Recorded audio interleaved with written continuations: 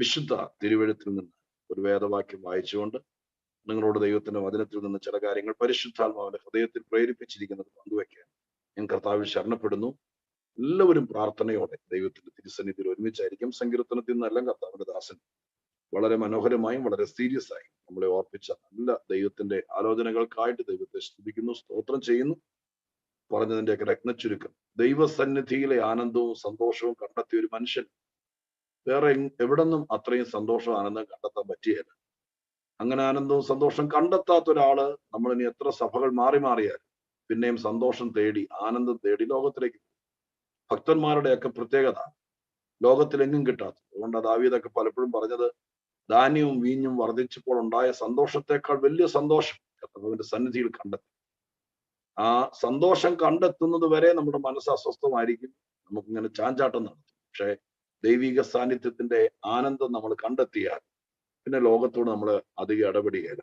അതാണ് ജീവിതത്തിലെ ആത്മീയതയുടെ ഏറ്റവും വലിയ വിജയരഹസ്യം.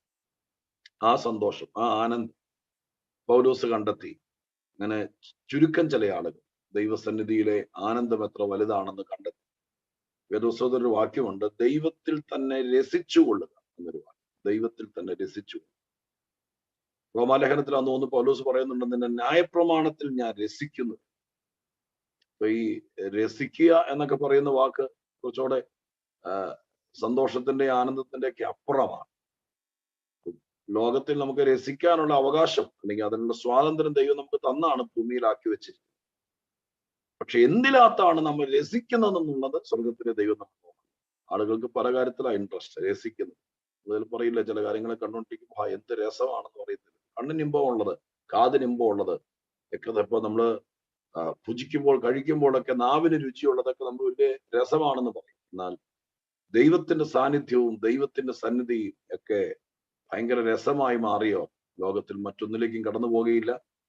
ദൈവസന്നിധിയിൽ കേട്ട നല്ല ആലോചനയോ ഞാനും ദൈവത്തെ സ്തുതിക്കുന്നു. ഞാൻ ശബ്ദമായിട്ട് കാര്യങ്ങൾ കേൾക്കുകയായിരുന്നു. എല്ലാ കൃപകൾക്കായിട്ട് നന്ദിയോടെ സ്തോത്രം ചെയ്തുകൊണ്ട് പരിശുദ്ധാത്മാവിന്റെ ഹൃദയത്തിൽ പ്രേരിപ്പിച്ചിരിക്കുന്ന ഒരു വാക്യത്തിലേക്ക് നിങ്ങളുടെ ശ്രദ്ധയെത്തിരിക്കട്ടെ. പത്രോസിന്റെ ലേഖനത്തിൽ നിന്നാണ് എനിക്ക് പരിശുദ്ധ ദൈവത്തിന്റെ ഹൃദയത്തിൽ പ്രേരിപ്പിച്ചു തന്നിരിക്കുന്ന ദൈവാലോചനയുടെ ആധാരമായിരിക്കുന്ന വാക്യം കിടക്കുന്നത്. ഞാൻ ആ വാക്യത്തിലേക്ക് നിങ്ങളുടെ ശ്രദ്ധയെത്തിരിക്കാൻ വേണ്ടി ആഗ്രഹിക്കുന്നു. പത്രോസിന്റെ ലേഖനം 1 പത്രോസ് 2-ാം അധ്യായം 4-5 വാക്യങ്ങൾ ഞാൻ നിങ്ങളെ വായിച്ചു കേൾപ്പിക്കാം. പത്രോസിന്റെ 1-ാമത്തെ ലേഖനം 2-ാം അധ്യായം 4-5 വാക്യങ്ങൾ ഞാൻ വായിക്കാൻ ആഗ്രഹിക്കുന്നു. ദയവായി ബൈബിളിലേക്ക് നിങ്ങളുടെ ശ്രദ്ധയെത്തിരിക്കണമെന്ന് അപേക്ഷിക്കുകയും ചെയ്യുക. മനുഷ്യർ തള്ളിയതെങ്കിൽ ദൈവസന്നിധിയിൽ ശ്രേഷ്ഠവും മാന്യവുമായ ജീവനുള്ള കല്ലായ അവന്റെ അടുക്കൽ വന്നിട്ട് നിങ്ങളും ജീവനുള്ള കല്ലുകൾ എന്ന പോലെ ആത്മീക ഗ്രഹമായി യേശുക്രിസ്തു മുഖാന്തരം ദൈവത്തിന് പ്രസാദമുള്ള ആത്മീയയാകാൻ കഴിപ്പാൻ തക്ക വിശുദ്ധ പുരോഹിത വർഗമാകേണ്ടതിന് പണിയപ്പെടും. പത്രോസിന്റെ ലേഖനത്തിലെ തന്നെ വേദപുസ്തകത്തിലെ തന്നെ ഏറ്റവും സീരിയസ് ആയ പുതിയ നിയമ വിശ്വാസികളെ സംബന്ധിച്ച് ഏറ്റവും പ്രധാനപ്പെട്ട ഒരു വാക്യമാണെന്ന് പറയാം ഈ വാക്യത്തെ പരാമർശിക്കുന്ന വാക്യത്തെ. ആ 2 വാക്യങ്ങളിൽ നിന്ന് വിവിധ വിഷയങ്ങൾ ആത്മീക ചിന്തയിൽ നമ്മൾ അറിഞ്ഞിരിക്കേണ്ട, പഠിച്ചിരിക്കേണ്ട, ഭൂമിയിൽ ഒരു സഭയോട് ബന്ധപ്പെട്ട് നിൽക്കുന്ന ആളുകൾ അറിയേണ്ട പല വിഷയങ്ങൾ ആ 2 വാക്യത്തിനകത്തുണ്ട്. പല വിഷയങ്ങൾ, ഗഹനമായ തന്നെ വിഷയം. അവിടെ പറയുന്നുണ്ട് വിശുദ്ധ പുരോഹിത വർഗം. ആ വിഷയത്തെക്കുറിച്ച് നമ്മൾ നന്നായിട്ട് അറിയേണ്ടതാണ്. ആത്മീക യാഗം, അങ്ങനെ ഒരു വിഷയം അത് പറയുന്നുണ്ട്. അതിനെക്കുറിച്ച് നമ്മൾ നന്നായിട്ട് അറിയേണ്ടതാണ്. ആത്മീക ഗ്രഹം, അതിനെക്കുറിച്ച് നമ്മൾ നന്നായിട്ട് മനസ്സിലാക്കുകയും പറയേണ്ടതാണ്. ജീവനുള്ള കല്ല്, അതും ഏറ്റവും ഗഹനമായിരിക്കുന്ന ഒരു പ്രഭാഷണ വിഷയമാണ് തിരുവെഴുത്തിൽ. തുടങ്ങുന്നത് മനുഷ്യൻ തള്ളിയത് എങ്കിലും ദൈവം മാന്യമായിട്ട് ദൈവസന്നിധിയിൽ ശ്രേഷ്ഠമായിട്ടുണ്ട്. അപ്പൊ ദൈവസന്നിധി, ഇതൊക്കെ 4-5 കൂട്ടം കാര്യങ്ങളെ നമുക്ക് ഏത് ഭാഗത്തേക്ക് വേണമെങ്കിലും നന്നായി കൈകാര്യം ചെയ്യാൻ അറിയാവുന്നവർക്ക് ഡൈവേർട്ട് ചെയ്ത് കൊണ്ടുപോകാൻ പറ്റുന്ന ഒരു വാക്യമാണ്. ഇത്രയും വിഷയം നിമിഡമായിരിക്കുന്ന ഒരു വാക്യത്തിനകത്ത് നിന്ന് ഞാൻ സഭയോട് ഈ സഭായോഗ സന്ദേശമായി പറയാൻ ചെറിയ വാക്കുകൾ മാത്രം എടുത്തുകൊണ്ടാണ് പറയാൻ വേണ്ടി കർത്താവിന്റെ സന്നിധിയിൽ ശരണപ്പെടുന്നത്. ഞാൻ അതിലേക്ക് വരാൻ വേണ്ടി കർത്താവിൽ ആശ്രയിക്കുകയാണ്, ദൈവത്തിന്റെ സന്നിധാനം. പത്രോസിന്റെ 1-ാമത്തെ ലേഖനത്തിന് ഒരു ഉദ്ദേശമുണ്ട്. എല്ലാ ലേഖനങ്ങൾക്കും എല്ലാ എഴുത്തുകാർക്കും വേദപുസ്തകത്തിന് തന്നെ ഒരു ഉദ്ദേശമുണ്ട്, ഒരു പ്രമേയമുണ്ട്.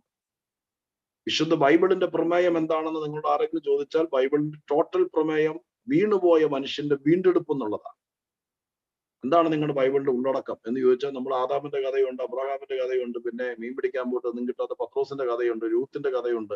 അങ്ങനെ കുറെ കഥകൾ ചേർത്ത് കെട്ടി വലിയൊരു പുസ്തകമാക്കി തന്ന അല്ല വിശുദ്ധ ബൈബിൾ.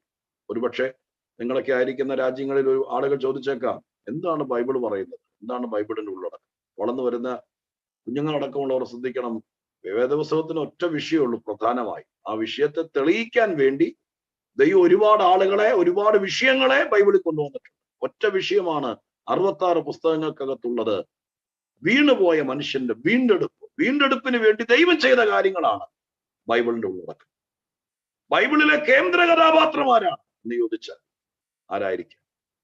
അതിനൊറ്റ മറുപടി ഉള്ളൂ, വീണ്ടെടുപ്പാണ് വേദപുസ്തകത്തിലെ പ്രധാന വിഷയമെങ്കിൽ ബൈബിളിലെ ഏറ്റവും വലിയ ഹീറോ അല്ലെങ്കിൽ ബൈബിളിലെ ഏറ്റവും വലിയ കഥാപാത്രം വീണ്ടെടുപ്പുകാരനാണ്.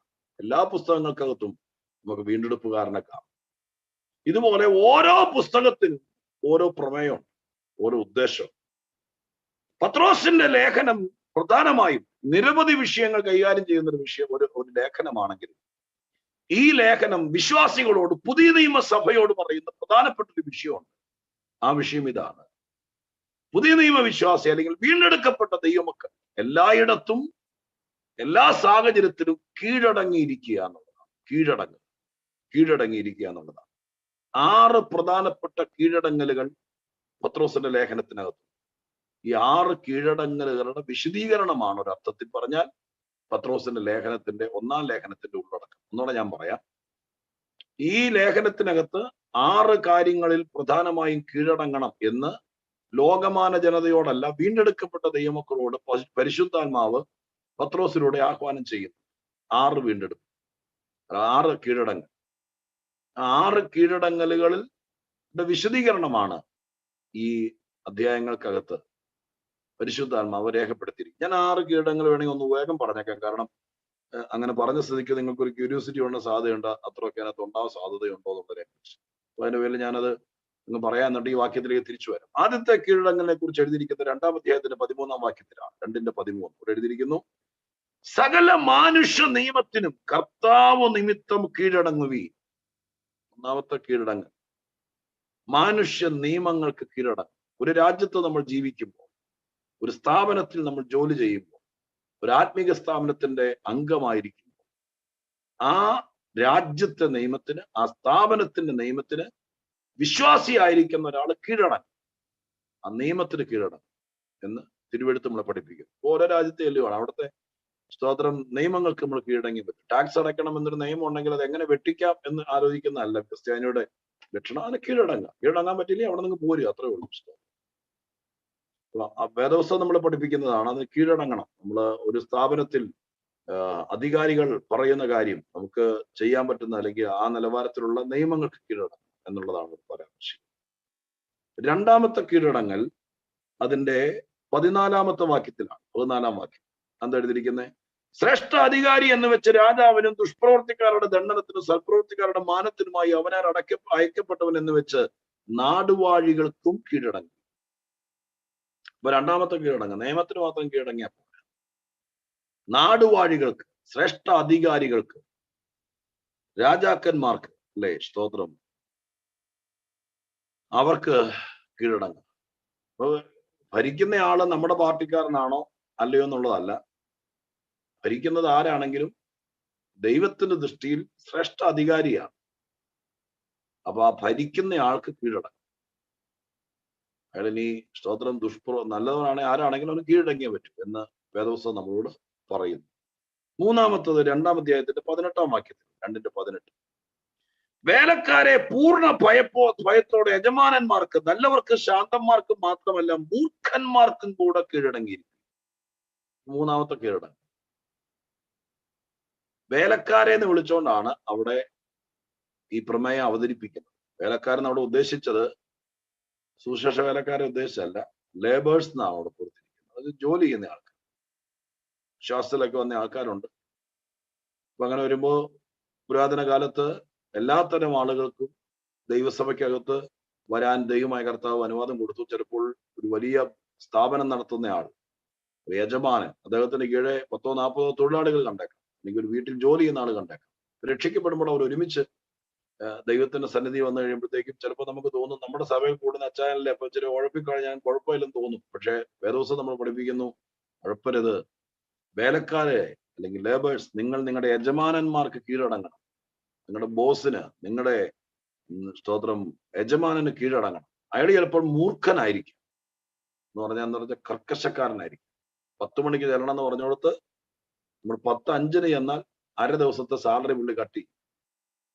കാരണം കർക്കശക്കാരനാണ് അത്. അപ്പൊ നമ്മൾ പ്രാർത്ഥിക്കാൻ തുടങ്ങി, എല്ലായിടത്തേക്കും പ്രാർത്ഥന വിളിച്ചറിയാൻ പറയും, എന്റെ മോളിൽ ഒരു സാർ ഇരിക്കുന്നുണ്ട്, പാകിസ്ഥാനിയാണ്, അല്ലെങ്കിൽ അദ്ദേഹം പാലസ്തീനിയാണ്, ഇയാൾ ഇവിടുന്ന് തെറിക്കാൻ വേണ്ടി പ്രാർത്ഥിക്കാൻ വേണ്ടി പറയും. നമ്മളൊരു ആയുസ് മുഴുവൻ പ്രാർത്ഥിച്ചാലും തെറിക്കുകയാണ്.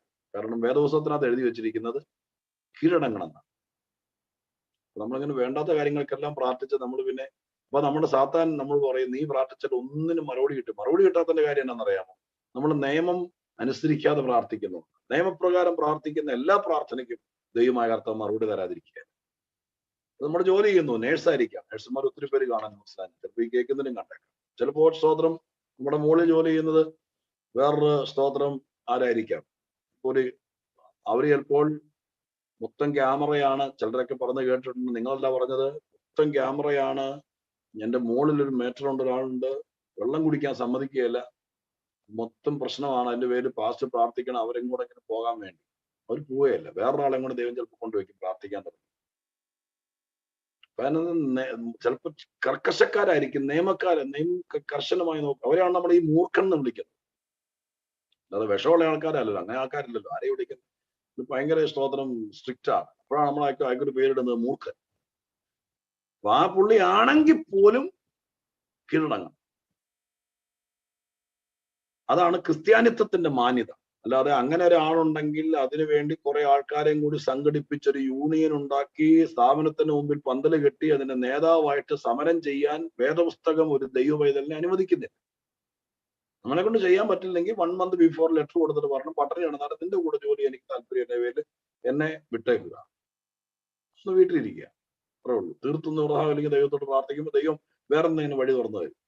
അപ്പൊ അതാണ് കീഴടങ്ങലിന്റെ 3ാമത്തെ കാര്യം. 4ാമത്തെ കാര്യം 3ാം അധ്യായത്തിന്റെ 1ാം വാക്യത്തിലാണ്. ഞാനത് പറയേണ്ട കാര്യമില്ലെന്ന് എനിക്ക് തോന്നുന്നു, കാരണം ആ കാര്യത്തിൽ നമ്മൾ കൂടുതൽ ഊന്നൽ കൊടുക്കേണ്ട കാര്യം വരില്ലായിരിക്കും. 3ാം അധ്യായത്തിന്റെ 1ാം വാക്യം, ഭാര്യമാരെ നിങ്ങളുടെ ഭർത്താക്കന്മാർക്ക് കീഴടങ്ങും. സാധാരണ കല്യാണത്തിനാ പറയാറുള്ളത്, സഹായത്തിന് അത് പറയണ്ട എന്ന് വിചാരിച്ചോണ്ടാ കൂടുതൽ ഊന്നി പറയണ്ട. അത് 4ാമത്തെ കാര്യമാണ് പത്രോസ് പറയുന്നത്. ഇതിനെല്ലാം വിശദീകരണമുണ്ട്. ഞാൻ ഈ പോയിന്റുകൾ ഇതിന്റെ ഇടയിലും വേറെ വാക്യങ്ങൾ കിടക്കുന്നുണ്ട്. അതായത് ഇത് 1-2 വാക്യങ്ങളല്ല, ഇതിന്റെ ഇടയിലും വേറെ ഗ്യാപ്പ് ഉണ്ട്. അപ്പൊ ആ സംഭവത്തിന്റെ വിശദീകരണം എന്റെ താഴെയുണ്ട്. ഞാൻ എന്റെ പോയിന്റ് മാത്രം എടുത്തുള്ളൂ. 4ാമത്തത് ഭാര്യമാർ ഭർത്താക്കന്മാർക്ക് കീഴടങ്ങും. 5ാമത്തത് 5ാം അധ്യായത്തിന്റെ 5ാം വാക്യത്തിലാണ്. 5ന്റെ 5ാം വാക്യം അവിടെ പറയുന്നു, ഇളയവരെ മൂപ്പന്മാർക്ക് കീഴടങ്ങും. ഇളയവരെ മൂപ്പന്മാർക്ക് എന്നൊക്കെ ഉദ്ദേശിക്കപ്പെട്ടിരിക്കുന്ന 5ാം അധ്യായത്തിലേക്ക് വരുമ്പോൾ ഇത് എപ്പിസ്കോപ്പൽ ചാപ്റ്റർ എന്ന് പറഞ്ഞ ഒരു പൗരോഹിത്യ അധ്യായം. ഇത് ഒരു നിങ്ങളുടെ ഒരു കൂട്ടുമൂപ്പനായിരിക്കുന്ന എന്ന് പറഞ്ഞുകൊണ്ട് പത്രോസോട് പറയുന്ന, എന്ന് വെച്ചാൽ ശുശ്രൂഷകന്മാരോടും ശുശ്രൂഷയോടും ഫോക്കസ് ചെയ്തുകൊണ്ട് പറയുന്ന ഒരിതാണ്. അപ്പൊ അവരോട് പറയുകയാണ്, ഇളയവരെ മൂപ്പന്മാർക്ക്, നിങ്ങളുടെ സീനിയർ ആയിരിക്കുന്നതാണ് അദ്ദേഹം സ്തോത്ര, ആ ശുശ്രൂഷകന് ഇളയവര് അവര് കീഴടങ്ങും ഒരു കോൺഗ്രേഷന്റെ അകത്ത് എന്നാണ് പത്രോസ് എന്ന കൂട്ടുമൂപ്പനായിരിക്കുന്ന അപ്പോസ്തലന്മാരിൽ 1ാമനായിരിക്കുന്ന പത്രോസ് ആവശ്യപ്പെടുന്നത്. അങ്ങനെ കീഴടങ്ങും. ഇനി 6ാമത്തെ കീഴടങ്ങൽ 5ാമത്തെ വാക്യത്തിൽ തന്നെയുണ്ട്, 5ന്റെ 5 തന്നെയുണ്ട്. അവിടെ എഴുതിയിരിക്കുന്നു, എല്ലാവരും തമ്മിൽ തമ്മിൽ കീഴടങ്ങും. ചർച്ചിനകത്താണ് എല്ലാവരും തമ്മിൽ തമ്മിൽ, ആരും ആരെക്കാൾ വലിയവനാണെന്നോ ഒന്നും നമ്മൾ സ്ഥാപിക്കാൻ വേണ്ടിയിട്ടൊന്നും പറയല്ല. എല്ലാവരും തമ്മിൽ തമ്മിൽ കീഴടങ്ങും. അത്രയും കാര്യങ്ങൾ കീഴടങ്ങിയാൽ ഒരുമാതിരിപ്പെട്ട പ്രശ്നങ്ങൾ തീർന്നു. ഈ കീഴടങ്ങളെല്ലാം കൂടി സോർട്ട് ഔട്ട് ചെയ്ത് കഴിഞ്ഞാൽ 3-4 മേഖലയിലാണ് ഈ കീഴടങ്ങളെല്ലാം പറഞ്ഞിരിക്കുന്നത്. 3-4 മേഖല. ഒന്ന്, രാജ്യ നിയമവും നിയമപാലകർ അല്ലെങ്കിൽ നിയമങ്ങൾക്ക് കീഴടങ്ങുക, രാജാക്കന്മാർക്കും ഭരണകർത്താക്കൾ. അപ്പൊ രാജ്യം നമ്മളായിരിക്കുന്ന രാജ്യത്ത് അവിടെ നിന്നാണ് പ്രശ്നം വരാൻ കാര്യം. നമ്മൾ ഈ പറഞ്ഞ പോലെ നിയമലംഘനങ്ങൾ നടത്തുക, രാഷ്ട്രത്തിന്റെ പ്രശ്നങ്ങൾ ഉണ്ടാകുക. അപ്പൊ അതിന് കീഴടങ്ങിയാൽ രാജ്യത്ത് നിന്ന് അല്ലെങ്കിൽ നമ്മളായിരിക്കുന്ന നിയമത്തിന്റെ ഉള്ളിൽ നിന്നൊരു പ്രശ്നം ഉണ്ടാകാൻ സാധ്യതയില്ല, അതിന് കീഴടങ്ങി. അടുത്തത് പ്രശ്നം സാധാരണ നമുക്കുണ്ടാകുന്നത് നമ്മുടെ ജോലി സ്ഥലത്തു നിന്നാണ്. അവിടെ അധികാരികൾക്ക്, അത് മൂർഖനാണെങ്കിലും ആ സ്ഥാപനത്തിന് നടത്തിപ്പുകാർക്ക് കീഴടങ്ങിയാൽ അവിടുത്തെ പ്രശ്നങ്ങൾ തീർന്നു. മൂന്നാമത് നമുക്ക് പ്രശ്നം ഉണ്ടാവുന്ന വീട്ടിലാണ്. ഭർത്താവിന് കീഴടങ്ങിയാൽ, അവിടെ കീഴടങ്ങേണ്ടവരും കീഴടങ്ങിയാൽ അവിടുത്തെ പ്രശ്നം തീർന്നു. നാലാമത് നമുക്ക് പ്രശ്നം ഉണ്ടാവുന്ന സഭയിലാണ്. ഈ 4 മേഖലയിൽ നമുക്ക് പ്രശ്നം ഉണ്ടാവുള്ളൂ, വേറെ എങ്ങൊന്നും ഉണ്ടാവില്ല. ഒന്ന്, നമ്മളായിരിക്കുന്ന രാജ്യത്ത്, ലോകത്തിൽ നിന്ന് നമുക്ക് പ്രശ്നം ഉണ്ടാകില്ല, ഈ രാജ്യത്ത് ഉണ്ടാകും. 2, നമ്മുടെ ജോലി സ്ഥലത്ത് പ്രശ്നങ്ങൾ ഉണ്ടാകും. 3, നമ്മുടെ വീട്ടിൽ പ്രശ്നം ഉണ്ടാകാം. 4, നമ്മുടെ ചർച്ചിൽ പ്രശ്നം ഉണ്ടാകാം, അല്ലെങ്കിൽ ചർച്ചിനകത്ത് നമുക്ക് പ്രശ്നം ഉണ്ടാകും. ഈ 4 സ്ഥലങ്ങളിലാണ് ഈ 4 കാര്യങ്ങൾ, 6 കീഴടങ്ങൾ കിടക്കുന്നത്. ഈ 4 മേഖലയിലും നമ്മൾ അങ്ങ് ഒതുങ്ങി കൊടുത്തേക്കാങ്കിൽ, കീഴടങ്ങി കൊടുത്തേക്കാങ്കിൽ പ്രശ്നങ്ങൾ തീരും. സ്തോത്രം.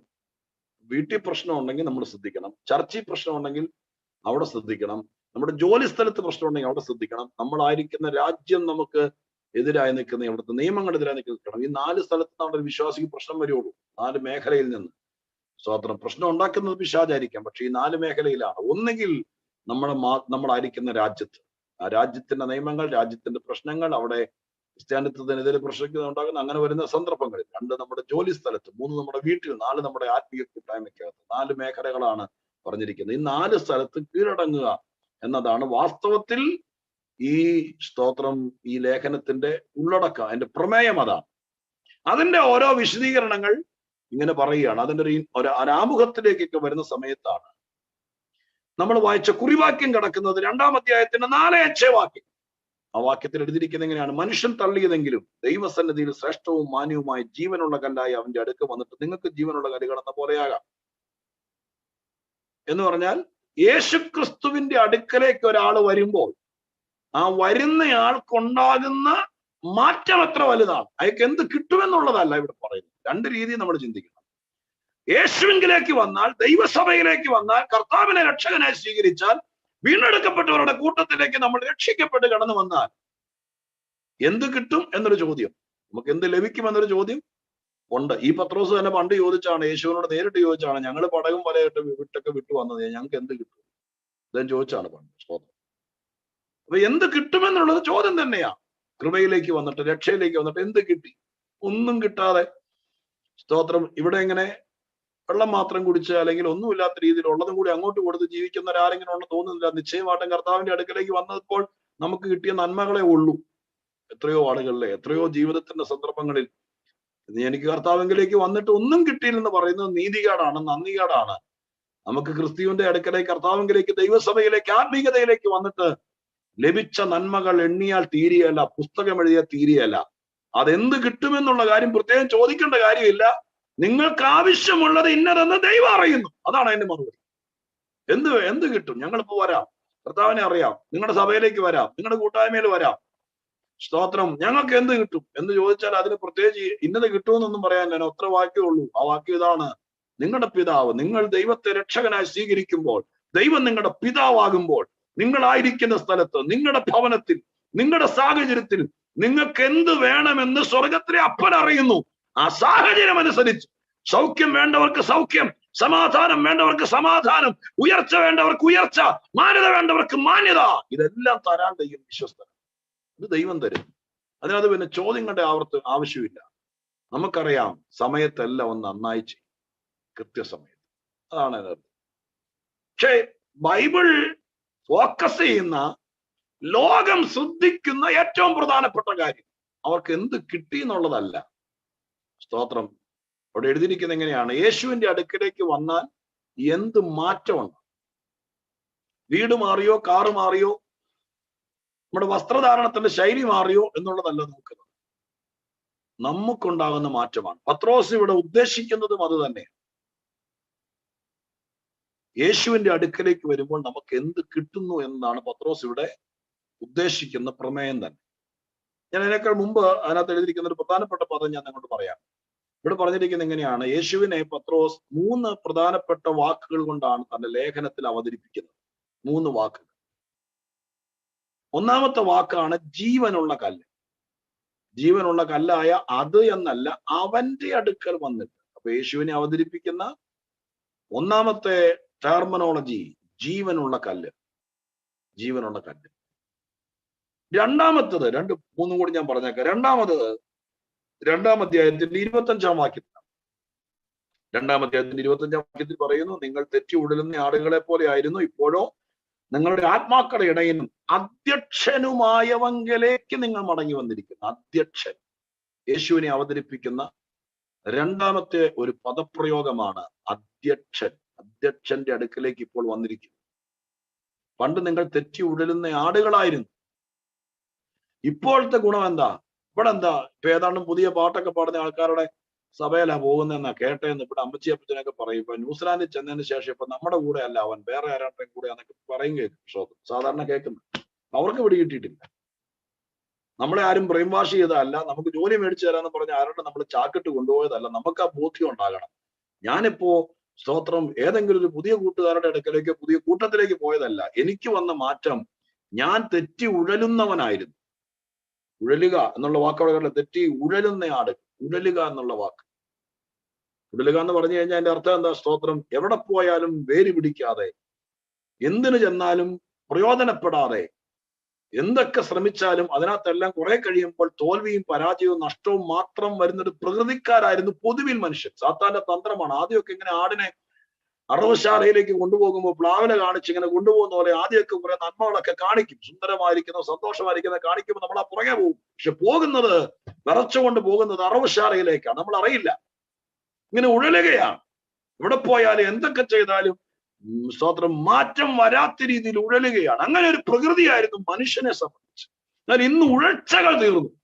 വീട് വെച്ചോ സ്ഥലം മേടിച്ചോ നിങ്ങളുടെ കടം മാറിയോ എന്നൊക്കെയുള്ള രണ്ടാമത്തെ കാര്യം. ഉഴച്ചകൾ നിൽക്കും. തീർച്ചയായിട്ടും ഞാൻ പ്രവചനദൂത് പോലെ പറയുന്നു, ഇന്ന് ഈ സൂമിനിരുന്ന് ദൈവത്തിന്റെ വചനം കേൾക്കുന്ന ദൈവമക്കളോട് പറയുന്നു, യഥാർത്ഥത്തിൽ നിങ്ങൾ യേശുവിന്റെ അടുക്കിലേക്ക് വന്നാൽ, കർത്താവിലേക്ക് മടങ്ങി വന്നാൽ, അധ്യക്ഷന്റെ അടുക്കിലേക്ക് വന്നാൽ ആദ്യം നമുക്ക് ലഭിക്കുന്ന ഒരു കോൺഫിഡന്റ് ആണ്. എന്താണെന്നറിയാമോ? നമ്മൾ ഉഴന്നു നടക്കുക. ഇക്കരെ നിൽക്കുമ്പോൾ അക്കരെ പച്ചാന്നും പറഞ്ഞുകൊണ്ട് നമ്മൾ എവിടേക്ക് പോകണമെന്നറിയില്ല. എന്ത് ചെയ്താൽ ഈ ഒരു ആശങ്കയായിരുന്നു. ഉഴച്ച എന്നതിന്റെ ഓപ്പോസിറ്റ് സ്വസ്ഥത എന്നൊരു വാക്കാണ്. എന്ന് പറഞ്ഞാൽ സമാധാനമായി. കൊച്ചിന്റെ കല്യാണം നടന്നു വെച്ചാൽ നല്ലോണമൊന്നും ആയിട്ടില്ല, പക്ഷെ ഒരു ശാന്തതയുണ്ട് മനസ്സിനകത്ത്, നടക്കുന്നൊരു ഉറപ്പ്. സ്തോത്രം. നമ്മൾ പഠിച്ച കോഴ്സ് തന്നെയാണോ അവിടെ ചെന്നപ്പോ ജോലി കിട്ടിയെന്ന് ചോദിച്ചാൽ അതല്ല, അതൊരു അസ്വസ്ഥതയാണോ ചോദിച്ചാൽ ഭായി. പക്ഷെ എന്താണെങ്കിലും സമാധാനം. അതാ എന്റെ കാര്യം എന്നറിയാമോ? ഈ യേശുവിന്റെ അടുക്കിലേക്ക് വരുമ്പോൾ നമ്മുടെ ഉഴച്ചകൾക്ക് മാറ്റം വരും, അസ്വസ്ഥതയ്ക്ക് മാറ്റം വരും. നമ്മൾ തൃപ്തരായി മാറും. ഇതൊക്കെയാണ് എന്റെ ഓപ്പോസിറ്റ് പദം. ഇപ്പോൾ നിങ്ങൾ തെറ്റി ഉടരുന്ന ആളുകളായിരുന്നു പണ്ട്. ഇപ്പോൾ നിങ്ങൾ നിങ്ങളുടെ ആത്മാക്കളുടെ ഉടയവന്റെ അടുക്കിലേക്ക് വന്നിരിക്കുകയാണ്. എന്നിട്ട് പറയുന്നത് നിങ്ങളുടെ അധ്യക്ഷന്റെ അടുക്കിലേക്ക് വന്നിരിക്കുകയാണ്. അധ്യക്ഷൻ എന്ന് പറയുന്ന ഒരു സാധാരണ മലയാള പദമാണ്. ആ വാക്കിന് മലയാള ട്രാൻസ്ലേഷനിൽ കൊടുത്തത്. ഇംഗ്ലീഷിലാണെങ്കിൽ ബിഷപ്പ് എന്നൊക്കെ ആയിരിക്കും ചിലപ്പോൾ കിടക്കുന്നത്. വേദപുസ്തകത്തിന്റെ മൂലഭാഷ, പുതിയ നിയമത്തിന്റെ മൂലഭാഷ ഗ്രീക്ക് ബൈബിളിൽ ഈ വാക്കിന് കൊടുത്തിരിക്കുന്ന പേര്, അല്ലെങ്കിൽ അധ്യക്ഷൻ എന്ന് പറയപ്പെട്ടിരിക്കുന്ന ലാഘവത്തോടെ എഴുതിയ ആ വാക്കിന് കൊടുത്തിരിക്കുന്ന പ്രയോഗം ഇതാണ്. എപ്പിസ്കോപ്പ എന്നൊരു പദമാണ്. എപ്പിസ്കോപ്പോസ് എന്നൊരു പദമാണ്. എപ്പിസ്കോപ്പ്. ഒരുപക്ഷെ ഓർത്തഡോക്സ് യാക്കോബായ പശ്ചാത്തലത്തിൽ നിന്നൊക്കെ വിശ്വാസത്തിലേക്ക് വന്ന ആളുകൾക്കറിയാം, അവിടുത്തെ ആചാര്യന്മാർ അവരുടെ ഒരു പ്രത്യേക ലെവലിൽ ഇരിക്കുന്ന ആൾക്കാരെ വിളിക്കുന്നതാണ് കോറപ്പിസ്കോപ്പ, എപ്പിസ്കോപ്പ എന്നൊക്കെ വിളിക്കുന്നത്. യഥാർത്ഥത്തിലെ എപ്പിസ്കോപ്പ അവരൊന്നുമല്ല. വേദപുസ്തകം പത്രോസ്ലീഹ പറയുന്നു, നിങ്ങൾ കണ്ട ആരുമല്ല എപ്പിസ്കോപ്പ, ഒറിജിനൽ എപ്പിസ്കോപ്പ യേശു ക്രിസ്തുവാണ്. സ്തോത്രം. ഇതൊക്കെ ഇങ്ങനെ പറയുന്നു എന്ന് മാത്രമേ ഉള്ളൂ. ബിഷപ്പ് എന്നൊക്കെ അതിനകത്ത് ട്രാൻസ്ലേഷൻ വന്നെങ്കിൽ എപ്പിസ്കോപ്പ എന്നുള്ള വാക്ക്, എപ്പിസ്കോപ്പോസ് എന്ന വാക്കിന് ബൈബിൾ നിൽക്കുമ്പോൾ 5 അർത്ഥങ്ങൾ പറയുന്നുണ്ട്. 5 അർത്ഥം. ആരാണ് എപ്പിസ്കോപ്പ്? അദ്ദേഹത്തിന്റെ പണി എന്താണ് എന്നതാണ് അർത്ഥങ്ങൾ കൊണ്ട് ഉദ്ദേശിക്കുന്നത്. 5 എണ്ണവും ഈ സഭായോഗത്തിൽ പറയേണ്ട സമയത്ത് 5 എണ്ണം പറഞ്ഞാൽ ഞാൻ പറയാമെന്ന സന്ദേശം പറയാൻ പറ്റിയല്ല. 5 എണ്ണത്തിന്റെ വിശദീകരണത്തിൽ നമ്മുടെ സമയം തീരും. ആ ഭയം കൊണ്ട് ഞാൻ ഇന്ന് ആവശ്യമുള്ള ഒരർത്ഥം ഞാൻ പറയാം. എപ്പിസ്കോപ്പ എന്ന് പറയുന്ന പദത്തിന്റെ ഒരർത്ഥം പരിശീലകൻ എന്നാണ്. പരിശീലകൻ. അതൊരു കളിക്കളത്തിലാണെങ്കിലും ഒരു സ്പോർട്സ് താരമോ അല്ലെങ്കിൽ ഒരു യോദ്ധാവോ ആരാണെങ്കിലും അവർക്ക് ട്രെയിനിങ് കൊടുക്കുന്ന, പരിശീലനം കൊടുക്കുന്ന, സ്തോത്രം, പരിശീലനം കൊടുക്കുന്നതാണ്. ഇതിനകത്തിന് ഒരാൾ പരിശീലിപ്പിക്കാനുണ്ടെങ്കിൽ കാര്യങ്ങൾക്ക് മാറ്റം വരും. നമ്മുടെ കുഞ്ഞിനെ കീബോർഡ് വായിക്കാൻ ഒരു വാസനയുണ്ട്. അവനങ്ങനെ ഇരിക്കും. വാസന. പിള്ളേരൊക്കെ, ആൺപിള്ളേരൊക്കെ ആണെങ്കിൽ മിക്കവാറൊക്കെ അവരിങ്ങനെ വളർന്നു വരുമ്പോൾ താളം പിടിക്കും. അപ്പൊ അമ്മമാരൊക്കെ കൊച്ചിന് 6 മാസമായോ അല്ലെങ്കിൽ 8 മാസമായുള്ളൂ. അപ്പൊ ഇങ്ങനെ പറഞ്ഞു കേൾക്കാം. ചിലതൊക്കെ ചുമ്മാ പറയുന്നതായിരിക്കും, എന്നാ പോയി പറഞ്ഞു കേൾക്കാം. കുഞ്ഞിങ്ങനെ താളം പിടിക്കും, കൈവിരലുകൾ ഒക്കെ അനക്കും. അപ്പൊ അന്നേരം നമ്മൾ പറയും, അല്ലെങ്കിൽ ചുമ്മാ ഇരിക്കുമ്പോൾ അവൻ ഈ മേശപ്പുറത്ത് കൊട്ടിക്കൊണ്ടിരിക്കും. അതൊരു വാസനയുണ്ടെന്ന് പറയും. ഇപ്പൊ അവനെ പരിശീലിപ്പിക്കാൻ ഒരു മാസ്റ്ററെ കിട്ടുവാണെങ്കിൽ ചിലപ്പോൾ നാളെ അവൻ സഭയ്ക്കും ചർച്ചിനും ഒക്കെ ഭയങ്കര പ്രയോജനമായി മാറും. പരിശീലകനെ കിട്ടിയ എല്ലാ കാര്യത്തിലും. തന്നിഷ്ടം പോലെ ജീവിക്കുന്ന ആളുകൾക്ക് ശരിക്കും നന്നായി പോകാൻ പറ്റിയെന്നിരിക്കുകയല്ല. പക്ഷെ ഒരു പരിശീലകൻ ഉണ്ടെങ്കിൽ ചിലപ്പോൾ നമ്മൾ ഉറങ്ങിക്കിടക്കുന്ന കഴിവിലേക്ക്. യേശുക്രിസ്തു ഇങ്ങനെ നമ്മുടെ യോഗത്തിനിടയിൽ വന്നിരുന്നിട്ട് നമ്മൾ ആരാധിച്ചത് ശരിയായോ, പാട്ടുപാടിയത് ശരിയായോ, കൈകൊട്ടിയത് ശരിയായോ നോക്കാൻ വേണ്ടി വരുന്ന ഇൻസ്പെക്ടർ അല്ല. ശരിക്കും പറഞ്ഞ കർത്താവ് ഒരു പരിശീലകനാണ്. അവന്റെ കയ്യിലേക്ക്, അവന്റെ അടുക്കലേക്ക് വന്ന ആരെയും യേശു പരിശീലിക്കും. നമ്മളെ സാഹചര്യങ്ങൾക്ക് തക്കവണ്ണം നിന്റെ വീട്ടിൽ നിനക്ക് എങ്ങനെ നിൽക്കാൻ കഴിയണമെന്ന് എല്ലാരേക്കാൾ കൂടുതൽ അറിയുന്നത് ദൈവമാണ്. അവിടെ നിൽക്കാൻ വേണ്ടി ദൈവം നിന്നെ പരിശീലിപ്പിക്കും.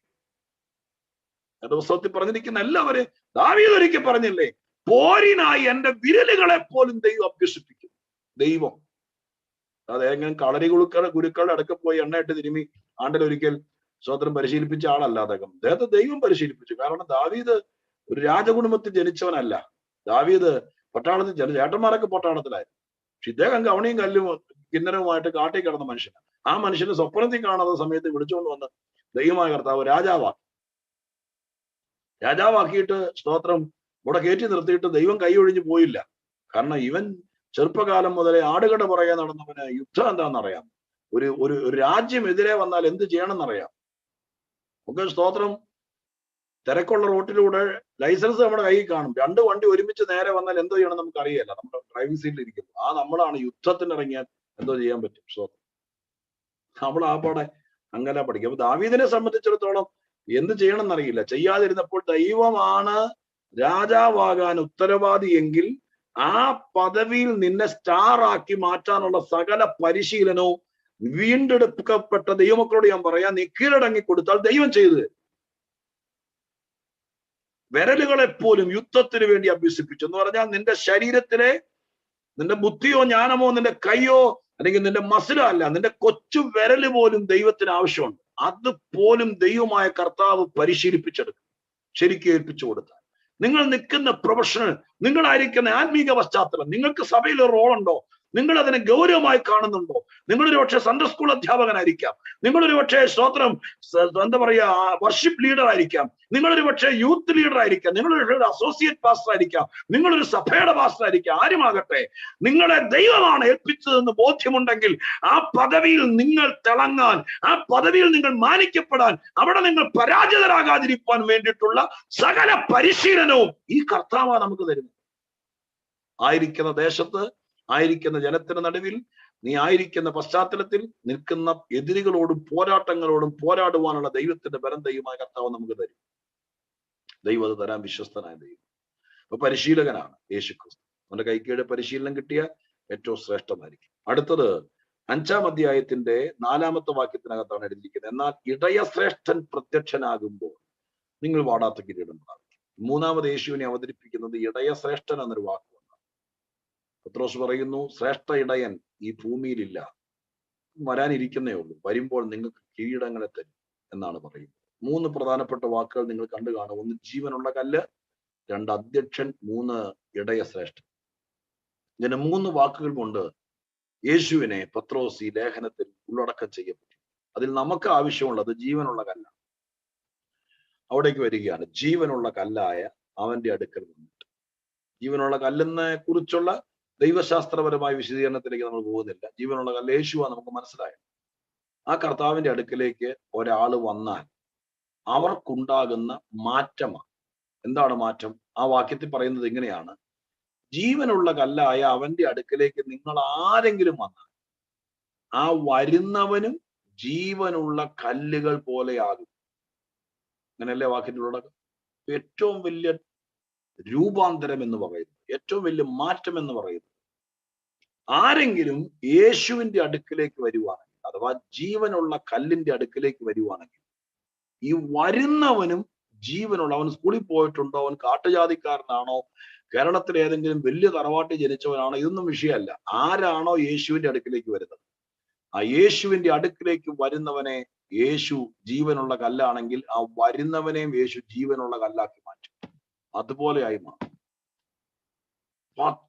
പത്രോസ് യേശുവിന്റെ അടുക്കിലേക്ക് വന്നപ്പോൾ ഉണ്ടായ മാറ്റത്തെക്കുറിച്ച് ഏറ്റവും ഗൗരവമായി പറയുന്ന വാക്കിതാണ്, വരുന്നവരെ എല്ലാരെയും യേശുവിനെ പോലെയാക്കും. ഇത് തന്നെയാണ് ലേഖനങ്ങൾക്കകത്തല്ല അപ്പോസ്തലന്മാരൊക്കെ മാറി മാറി എഴുതിയത്. പൗലോസ് അപ്പോസ്തലൻ എഴുതി, തേജസ്സിന്മേൽ തേജസ് പ്രാപിച്ചിട്ട് അതേ പ്രതിമയായി രൂപാന്തരപ്പെടും എന്ന് പറഞ്ഞാൽ യേശു എങ്ങനാണോ അതുപോലെ നമ്മൾ മാറി വരുന്നത് തേജസ്സിന്മേൽ തേജസ് പ്രാപിച്ച. ഓരോ യോഗത്തിലും നമ്മൾ തേജസ് പ്രാപിക്കുക.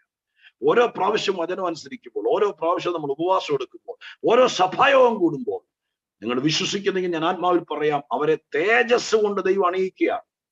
അങ്ങനെ തേജസ്സിന്മേൽ തേജസ് പ്രാപിച്ച് സ്തോത്രം അവസാനം അതേ പ്രതിമ യേശുവിനെ പോലെ നമ്മൾ അങ്ങായി മാറും എന്നാണ് പൗലോസ് എഴുതിയത്. യോഹന്നാൻ എന്താ എഴുതിയത്? നാം ഇന്നതാകുമെന്ന് ഇതുവരെ വെളിപ്പെട്ടിട്ടില്ല, അവൻ പ്രത്യക്ഷനാകുമ്പോൾ നാം അവനിരിക്കുന്നത് പോലെ എന്ന് പറഞ്ഞ സ്തോത്രം. നമ്മൾ അവിടെ വരുമ്പോഴേക്കും നമ്മൾ അവനെ പോലെ, ടോട്ടലി നമ്മൾ ഇതിനകത്ത് കൊണ്ടുവന്നത് അവനെ പോലെ ആയി മാറാനാണ്. പത്രോസിന്റെ വേർഷനാണ് എഴുതിയിരിക്കുന്നത്, ജീവനുള്ള കല്ലായി അവന്റെ അടുക്കലേക്ക് വന്നു കഴിയുമ്പോൾ നിങ്ങളും ജീവനുള്ള കല്ലുകൾ പോലെയാകും എന്നെഴുതിയിരിക്കുന്നു. ഈ ആശയം അഥവാ ഈ ചിന്ത, ഈ മെസ്സേജ് പത്രോസിന് കിട്ടിയത് യേശു പത്രോസിന്റെ അടുക്ക വന്നിട്ട് ഇത് പ്രസംഗിച്ചോളണം എന്ന് പറഞ്ഞതല്ല, അല്ലെങ്കിൽ സ്തോത്രം ഏതെങ്കിലും ലൈബ്രറിയിൽ പോയി അദ്ദേഹം തപ്പിയെടുത്ത് ആ പുസ്തകങ്ങളെല്ലാം കൂടി അരിച്ചു പറക്കി അതിൽ നിന്നൊരു തോട്ടുണ്ടാക്കി അദ്ദേഹം ഉണ്ടാക്കിയ ഒരു സബ്ജക്റ്റ് അല്ല. യേശുവിന്റെ അടുക്കൽ വന്നാൽ ജീവനുള്ള കല്ലായി മാറാം എന്ന് അദ്ദേഹം എഴുതാൻ കാരണം അദ്ദേഹത്തിന്റെ സ്വന്തം അനുഭവത്തിൽ നിന്നാണ്. വേറെ ആരിൽ നിന്നും കിട്ടിയല്ല, തന്റെ അനുഭവമാണ്. യേശുവിന്റെ അടുക്ക വരുമ്പോൾ അവന് ജീവനുള്ള കല്ലായി മാറും, കല്ല് പോലെയായി മാറും എന്നത്. നമ്മൾ ഇന്നത്തെ സഭായോഗത്തിന്റെ ഈ ചിന്തയിൽ ഈ അനുഗ്രഹീതമായിരിക്കുന്ന സമയത്ത് പ്രധാനമായും മെസ്സേജിന്റെ ഏറ്റവും ഹൃദയഭാഗത്തേക്ക് വരികയാണ്. ഏറ്റവും പ്രധാനമായി ചിന്തിക്കാൻ പോകുന്ന ഭാഗം ഇതാണ്. ഞാനിപ്പോ പറഞ്ഞല്ലോ, യേശു ക്രിസ്തു സ്തോത്രം അടുക്കലേക്ക് വന്നു കഴിയുമ്പോൾ ആ വരുന്നവനും ജീവനുള്ള കല്ലായി മാറാമെന്ന് പറഞ്ഞത് പത്രോസിന്റെ അനുഭവത്തിൽ എന്ന് പറഞ്ഞതാണ്. എന്താണ് ആ അനുഭവം, എവിടെയാണത് കിടക്കുന്നത് എന്ന് ഞാൻ നിങ്ങൾക്ക് വിശദീകരിച്ചു തരുമ്പോഴേക്കും എനിക്ക് കർത്തദാസൻ തന്ന സമയം തീരും. അതിനിടയിൽ നിങ്ങൾക്കുള്ള വ്യക്തിപരമായ ദൂതും സഭയ്ക്കുള്ള ആലോചനയൊക്കെ ഉണ്ടായിരിക്കും എന്ന് പൂർണ്ണമായി വിശ്വസിച്ചുകൊണ്ട് ഞാൻ ആ ഭാഗങ്ങളുടെ വിശദീകരണത്തിലേക്ക് വരാൻ ആഗ്രഹിക്കുകയാണ്. ഏത് ഭാഗത്തിന്റെ? ഇപ്പോൾ ഞാൻ പറഞ്ഞതുപോലെ പത്രോസ് ഇത് പറയുന്നത് പത്രോസിന്റെ അനുഭവത്തിൽ നിന്നാണെന്ന് ഞാൻ പറഞ്ഞല്ലോ. എന്താണ് ആ അനുഭവം എന്ന് നിങ്ങളെ ബോധ്യപ്പെടുത്താൻ ഞാൻ കർത്താവിന്റെ കൃപ ചോദിച്ച് പ്രാർത്ഥിച്ചുകൊണ്ട് നിങ്ങൾക്കുള്ള ദൂതിന്റെ പ്രസക്തമായ ഭാഗത്തേക്ക് വരാൻ ആഗ്രഹിക്കുന്നു.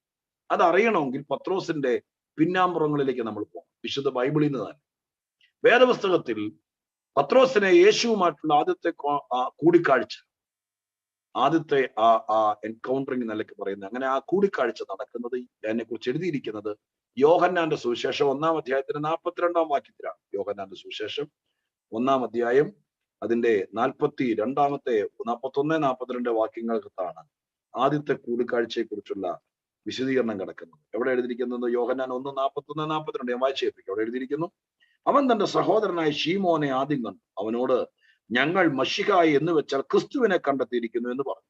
അവനെ യേശുവിന്റെ അടുക്കൽ കൊണ്ടുവന്നു. യേശു അവനെ നോക്കി, നീ യോഹന്നാന്റെ പുത്രനായ ശീമോനാകുന്നു, നിനക്ക് കേഫ എന്ന് പേരാകുമെന്ന് പറഞ്ഞു. അത് പത്രോസ് എന്നാകുന്നു. ആദ്യത്തെ കൂടിക്കാഴ്ചയാണ്. എങ്ങനെയാ സംഭവിച്ചത്? അന്ത്രയോസ്, ഈ പത്രോസിന്റെയും അന്ത്രയോസ് പത്രോസിന്റെ ഓൺ ബ്രദറാണ്, സ്വന്തം സഹോദരൻ. ഇവരൊക്കെ മുക്കുവന്മാരാണ്, കടലിനോട് മല്ലടിച്ച് മീൻ പിടിച്ച് ജീവിക്കുന്നവരാണ്.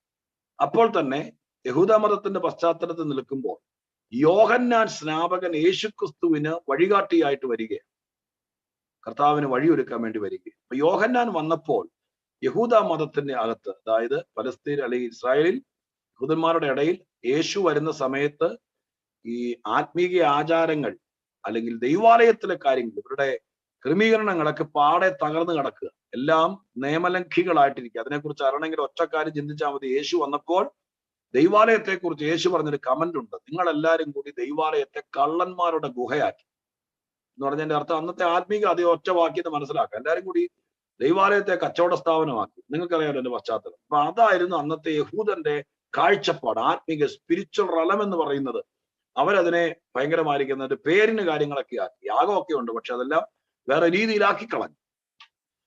ആ സമയത്ത് യേശുക്രിസ്തുവിന്റെ മുന്നോടിയായിട്ട് ദൈവം യോഹന്നാനെ അയക്കുക. യോഹന്നാൻ മാനസാന്തര സ്നാനമായി വന്നു, കർക്കശക്കാരനായി. ഒരു കോംപ്രമൈസും ഇല്ല, സോപ്പിംഗ് ഇല്ല. വിളിക്കുന്നതൊക്കെ സർപ്പസന്തതികളെ നശിക്കാതിരിക്കണമെങ്കിൽ വേഗം വന്ന് വേണമെങ്കിൽ വന്ന് മാനസാന്തരപ്പെടാനൊക്കെ പറയുന്ന ഒരു രീതിയാണ് അദ്ദേഹത്തിന്. അപ്പൊ അദ്ദേഹം സ്തോത്രം ഇങ്ങനെ പറയുകയാണ്, കോടാലി വെച്ചിരിക്കുക വൃക്ഷങ്ങളുടെയൊക്കെ ചുവട്ടിൽ വെട്ടിക്കളഞ്ഞൊക്കെ നിന്നോട് ആര് പറഞ്ഞു മാനസാന്തരത്തിന് ഓടി? എല്ലാവരും ഭയങ്കര കർശനമായ പ്രസംഗം. എന്നിട്ടും ഞാൻ ഓർക്കുകയാണ്, ഇങ്ങനെയൊക്കെ ഭയങ്കര സ്ട്രിക്റ്റ് ആയിട്ട് പറഞ്ഞിട്ടും ഈ യോഹന്നാന്റെ കൈക്കീടെ മാനസാന്തര സ്നാനത്തിന് വേണ്ടി ഒത്തിരി ആൾക്കാർ വന്നു, പട്ടാളക്കാരടക്കം. അപ്പൊ നമ്മുടെ ഒരു തെറ്റിദ്ധാരണയാണ്, നമ്മളിങ്ങനെ എന്താ പറയാ സ്തോത്രം, ഈ പറയേണ്ടത് പറയാതെ ഷോപ്പിങ്ങിലൊക്കെ കാര്യങ്ങൾ പറഞ്ഞാലേ ആൾക്കാർ വരത്തുള്ളൂ. പണ്ട് പത്രോസിന് അങ്ങനെ തോന്നി. യേശുക്രിസ്തു പറഞ്ഞു സ്തോത്രം, ധനവാന്മാരെ കുറിച്ച് പറഞ്ഞു, ധനവാൻ സ്വർഗരാജ്യത്തിൽ കിടക്കുന്നതിനേക്കാൾ ഒട്ടകം സൂചിക്കുഴയെ കിടക്കുന്നതിനോട്. ഇത് പറയുമ്പോഴത്തേക്കും പത്രോസ് മാറി വന്നു, ഇങ്ങനെയൊക്കെ പറഞ്ഞാൽ ആര് രക്ഷിക്കും?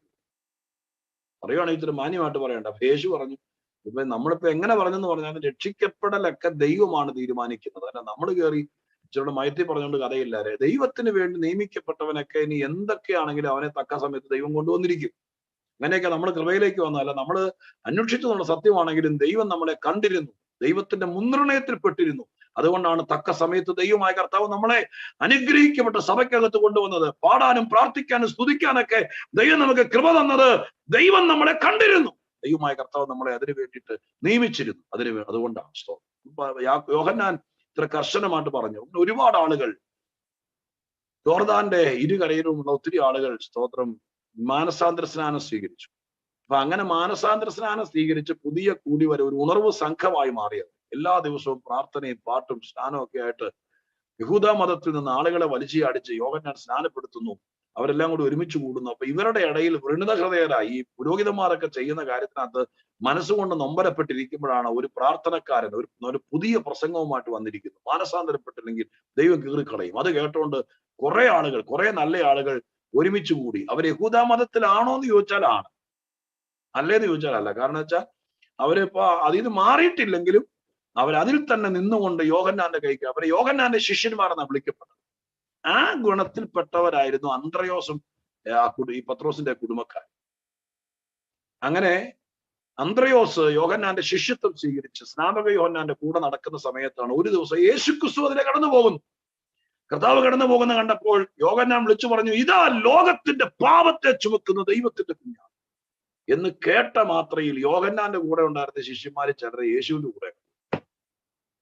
സ്തോത്രം, യോഹന്നാന് യാതൊരു പരിഭവമില്ല. കാരണം യോഹന്നാന്റെ പണി അതായിരുന്നു, ഈ ദൈവ കുഞ്ഞാടനെ ചൂണ്ടിക്കാണിക്കണം, അവനെ ആൾക്കാർക്ക് ബോധ്യമാക്കി കൊടുക്കണം. അത് കഴിഞ്ഞാൽ അവന്റെ റോഡ് കഴിഞ്ഞപ്പോ ആൾക്കാര് അങ്ങോട്ട് പോയി അന്ത്രയോസ് യേശുവിന്റെ പിന്നാലെ എന്ന് കണ്ടപ്പോ യേശു ചോദിച്ചു, നീ എന്ത് അന്വേഷിക്കുന്നു? അപ്പൊ അവൻ പറഞ്ഞു, ഗുരു നീ എവിടെ പാർക്കും? അപ്പൊ യേശു പറഞ്ഞു, വന്ന് കാണാൻ. അങ്ങനെ യേശു ഒരു ദിവസം അവനെ വിളിച്ചോണ്ട് യേശു താമസിക്കുന്നിടത്തേക്ക് ചെല്ലുക. അവിടെ ചെന്നിട്ട് അന്ന് രാത്രി അവിടെ തങ്ങിയിട്ട് പിറ്റേ ദിവസം രാവിലെ അന്ത്രയോസ് വരികയാണ്. വരുമ്പോൾ അവന്റെ ഹൃദയത്തിനകത്തെ ചിന്ത ഇതാണ്, ഇത് ആരോട്? മശിഹായ യേശുവിനെ എന്ന് പറഞ്ഞാൽ അവർ യഹൂദന്റെ ഭാഷയെ പറഞ്ഞാൽ ഞങ്ങൾ മശിഹായെ കണ്ടെത്തി എന്ന് പറഞ്ഞാൽ വരുന്നത്. മശിഹായെ കണ്ടെത്തിയ ഇങ്ങേർക്ക് ഇത് ആരോടെങ്കിലും പറഞ്ഞേ പറ്റൂ. കുറെ പേരെയും കൂടി മശിഹായുടെ അടുക്ക് കൊണ്ടുപോയേ പറ്റൂ. ഇതാണ് മശിഹായെ കണ്ടെത്തിയവരുടെ മറ്റൊരു പ്രത്യേകത. സ്തോത്രം, നിങ്ങൾ കണ്ടെത്തിയത് യഥാർത്ഥ മശിഹായെയാണെങ്കിൽ, അല്ലാതെ രോഗശാന്തി തരുന്ന ഒരാളെയോ പ്രവചിക്കുന്ന ഒരാളെയോ കുടുംബവിധനെ പോലത്തെ ഒരാളെ കണ്ടിട്ടാണ് നമ്മൾ ഇതിനകത്തേക്ക് വന്നെങ്കിൽ നമുക്ക് ഒരിക്കലും സ്തോത്രം ഇത് ചെയ്യാൻ പറ്റില്ല. നിങ്ങൾ യേശുവിനെ കണ്ടാണ് വന്നതെങ്കിൽ നമ്മുടെ മനസ്സിനകത്ത് പെട്ടെന്നൊരു തോന്നലുണ്ടാകും, ഈ യേശുവിനെ കുറിച്ച് 10 പേരോട് പറയണം, ഇത് യേശുവിന്റെ അടുക്കലേക്ക് 2 പേരെ കൊണ്ടുവരണം എന്നൊരു ടെൻഡൻസി യോഹന്നാൻ പറഞ്ഞു കൊടുത്താൽ യേശു പറഞ്ഞു വിട്ടതല്ല, അത് സ്വാഭാവികമായിട്ടും മശിഹായെ അറിഞ്ഞവരുടെ അകത്തുണ്ടാവും. അങ്ങനെ സഭ വളർന്നത്, അങ്ങനെ അധികം ആളുകൾ കൃപയിലേക്ക് വന്നത്. അറിഞ്ഞവർ ചെന്ന് പറഞ്ഞു, നിങ്ങളുടെ സങ്കടം മാറ്റുന്ന, നമ്മൾ കാത്തിരുന്ന, നമുക്ക് രൂപാന്തരം തരുന്ന, നമ്മുടെ ജീവിതത്തിന്റെ കഷ്ടങ്ങളുടെ മുഖമൊടിച്ചു കളയുന്ന, നമ്മുടെ ബലഹീനത എടുത്തു കളയുന്ന, സൗജന്യമായി സൗഖ്യമാക്കുന്ന, മനോദുഃഖങ്ങളെ മാറ്റുന്ന സ്തോത്രം മശിഹാ തമ്പുരാനെ ഞാൻ കണ്ടെത്തിയിരിക്കുന്നു, വാ നിന്നെ കാണിച്ചു തരാമെന്ന് പറഞ്ഞ് അങ്ങനെ പറയുന്നു. അങ്ങനെ പറയുമ്പോഴാണ് സഭ വളരുന്നത്. ആളുകളുടെ ഇടയിലേക്ക് നമ്മളിത് പറയുമ്പോഴാണ് രൂപാന്തരങ്ങളുടെ ചാരിതാർത്ഥ്യം ആരംഭിക്കുന്നത്. അങ്ങനെ അന്ത്രയോസ് യേശുവിനെ മശിഹായെ കണ്ടപ്പോൾ ഓടി വന്ന് ആദ്യം കണ്ടത് സ്വന്തം സഹോദരനെ. ഷീമോൻ എന്നാണ് അദ്ദേഹത്തിന്റെ പേര്. പത്രോസ് എന്നൊക്കെ പിന്നെ വന്നു. അപ്പനും അമ്മയും കൂടെ അദ്ദേഹത്തിന് ഇട്ട പേര് ഷീമോൻ എന്ന്. ഷീമോനെയും വിളിച്ചുകൊണ്ട് നേരെ യേശുവിന്റെ അടുക്കിലേക്ക് വരിക. വന്നിട്ട് എന്താ ഉദ്ദേശം? യേശുവിനെ ഒന്ന് പരിചയപ്പെടുത്തണം, ഇതെന്റെ സഹോദരനാണ്. എനിക്ക് തോന്നുന്നു പത്രോസ് ഇച്ചിരി എന്താ പറയാ, ഈ ആത്മീയ കാര്യത്തിനകത്ത് അന്നത്തെ കാലത്ത് അതീവ തൽപരനൊന്നും അല്ലായിരുന്നു. അന്ത്രയോസിനെ പോലെ യോഹന്നാന്റെ ശിഷ്യനാകാനോ ഈ പുതിയ ഉണർവ് കൂട്ടത്തിന്റെ പങ്കാളിയാകാനൊന്നും പുള്ളി പോയിട്ടില്ല. പോയായിരുന്നെങ്കിൽ പിന്നെ ഈ കൂടെ കണ്ടേനല്ലോ. പുള്ളി സ്തോത്രം മീൻപിടുത്തൊക്കെ ആയിട്ടിരിക്കുകയാണ്. പ്രാർത്ഥനയും കാര്യങ്ങളും വലിയ താല്പര്യമൊന്നുമില്ല. അങ്ങനെ ഒരു പക്ഷേ അന്ത്രയോസ് യേശുവിന്റെ ഇടയ്ക്ക് കൊണ്ടുപോയിട്ട് ഇവന്റെ തലയെ കൈവച്ചത് പ്രാർത്ഥിക്കണം, ഇവനും കൂടി ഒന്ന് സ്തോത്രം ഒരു ആത്മീയനൊക്കെ ആകണം എന്നൊക്കെ പറയാൻ വേണ്ടിയിട്ട് പ്ലാൻ ചെയ്താണ് അന്ത്രയോസ് ഈ ശീമോനെ കൊണ്ട് ചെല്ലുന്നത്. പക്ഷെ അവിടെ ചെന്നപ്പോൾ സംഭവം മുഴുവൻ അങ്ങോട്ട് ട്വിസ്റ്റ് ചെയ്തു. എന്ന് പറഞ്ഞാൽ അന്ത്രയോസ് ഇവനെ പരിചയപ്പെടുത്താനൊക്കെ ആഗ്രഹിച്ചു. ചെന്ന് കണ്ട മാത്രമേ അന്ത്രയോസ് ഒന്നും പറയേണ്ടി വന്നില്ല. യേശു ശീമോനെ കണ്ട മാത്രയിൽ അവനെ ഒന്ന് നോക്കി, ശരിക്കും മൊത്തത്തിൽ അടിമുടി ഒന്ന് നോക്കിയിട്ട് ആരും പറയാതെ മശിക ഇവനോട് പറയുകയാണ്, യോഹന്നാന്റെ മകനായ ശീമോനെ, നീ യോഹന്നാന്റെ മകനായ ശീമോനാകുന്നു എന്നാണ് യേശു പറഞ്ഞത്. നോക്കിയിട്ട് പറഞ്ഞു, നീ യോഹന്നാന്റെ മകനായ ശീമോനാകും. എന്നിട്ട് പറഞ്ഞു, നിനക്ക് കേഫ എന്ന് പേരാകും. നിനക്ക് കേഫ എന്നുകൂടി പേരുണ്ടെന്നല്ല, നിനക്ക് കേഫ എന്ന് പേരാകും. അടുത്ത വാക്ക്, അത് പത്രോസ് എന്നാകുന്നു. ചുരുക്കി പറഞ്ഞാൽ ആദ്യത്തെ കൂടിക്കാഴ്ചയിൽ യേശു ശീമോനോട് പറഞ്ഞു, ഇപ്പോൾ നീ യോഹന്നാന്റെ മകനായ ശീമോനാ. അധികം താമസിയാതെ കാലങ്ങൾ കടന്നു പോകുന്നതിനേക്കാൾ മുമ്പ് നീ കേഫ അല്ലെങ്കിൽ പത്രോസ് ആകും എന്ന് പറഞ്ഞു. അങ്ങനെ കേട്ടിട്ട് ശീമോന് വല്ലതും പിടികിട്ടിയോന്ന് പോലും അറിയില്ല. അവിടെ ഒരു മറുപടിയും പറഞ്ഞില്ല. അദ്ദേഹത്തിന് ആ കാര്യത്തിനകത്തൊന്നും താല്പര്യം പോലും വന്നു കാണില്ല. കാരണം ഒരാളെയും കൊണ്ട് പ്രാർത്ഥിക്കാൻ വേണ്ടി വന്നു കഴിഞ്ഞാൽ പാടാന്ന് പറഞ്ഞ് നിർബന്ധിച്ച് കെട്ടിവലിച്ചുകൊണ്ട് യേശുവിന്റെ ഇടയ്ക്ക് വന്നിട്ട് പ്രാർത്ഥിക്കാനെന്നൊക്കെ പറഞ്ഞുകൊണ്ടായിരിക്കും അന്ത്രയോസ് കൊണ്ടുവന്നത്. വന്ന വഴി യേശു അവന്റെ പേര് മാറ്റാൻ നോക്കിയാൽ ആർക്കെ ഇഷ്ടപ്പെടുന്നത്? ഇപ്പൊ നമ്മുടെ ഒരാളെ വിളിച്ചോണ്ട് വരികയാണ്, വരുന്ന വഴി പാസ്റ്റർ മുമ്പിലേക്ക് വരുമ്പോഴത്തേക്ക് പറയാണ്, നിന്റെ പേര് ഇന്ന് മുതൽ ഇതല്ല, നീ ഇപ്പൊ എന്റെ പേര് ഇന്നതാണ്, നിന്റെ പേര് നാളെ മുതൽ മാറുമെന്ന് പറഞ്ഞാൽ അയാൾക്ക് ഇഷ്ടപ്പെടും. അതുപോലത്തെ ഒരു ഫീലിംഗ് പത്രോസിന് പക്ഷെ ഉണ്ടായി കാണുന്നത്. പേര് മാറ്റാൻ വേണ്ടി വന്നിരിക്കും. പത്രോസ് മൈൻഡ് ചെയ്തില്ല. യേശുവും പറഞ്ഞു പൊക്കോട്ടെ എന്ന് പറഞ്ഞു. പുറകെ നടക്കണ്ട, ഇനി ഫോൺ നമ്പർ ഒന്നും മേടിക്കണ്ട, ഡിസിഷൻ കാർഡ് എഴുതിയെടുക്കണ്ട, പോട്ടെ എന്ന് പറഞ്ഞു. അങ്ങനെ യേശു അങ്ങ് വിട്ടു.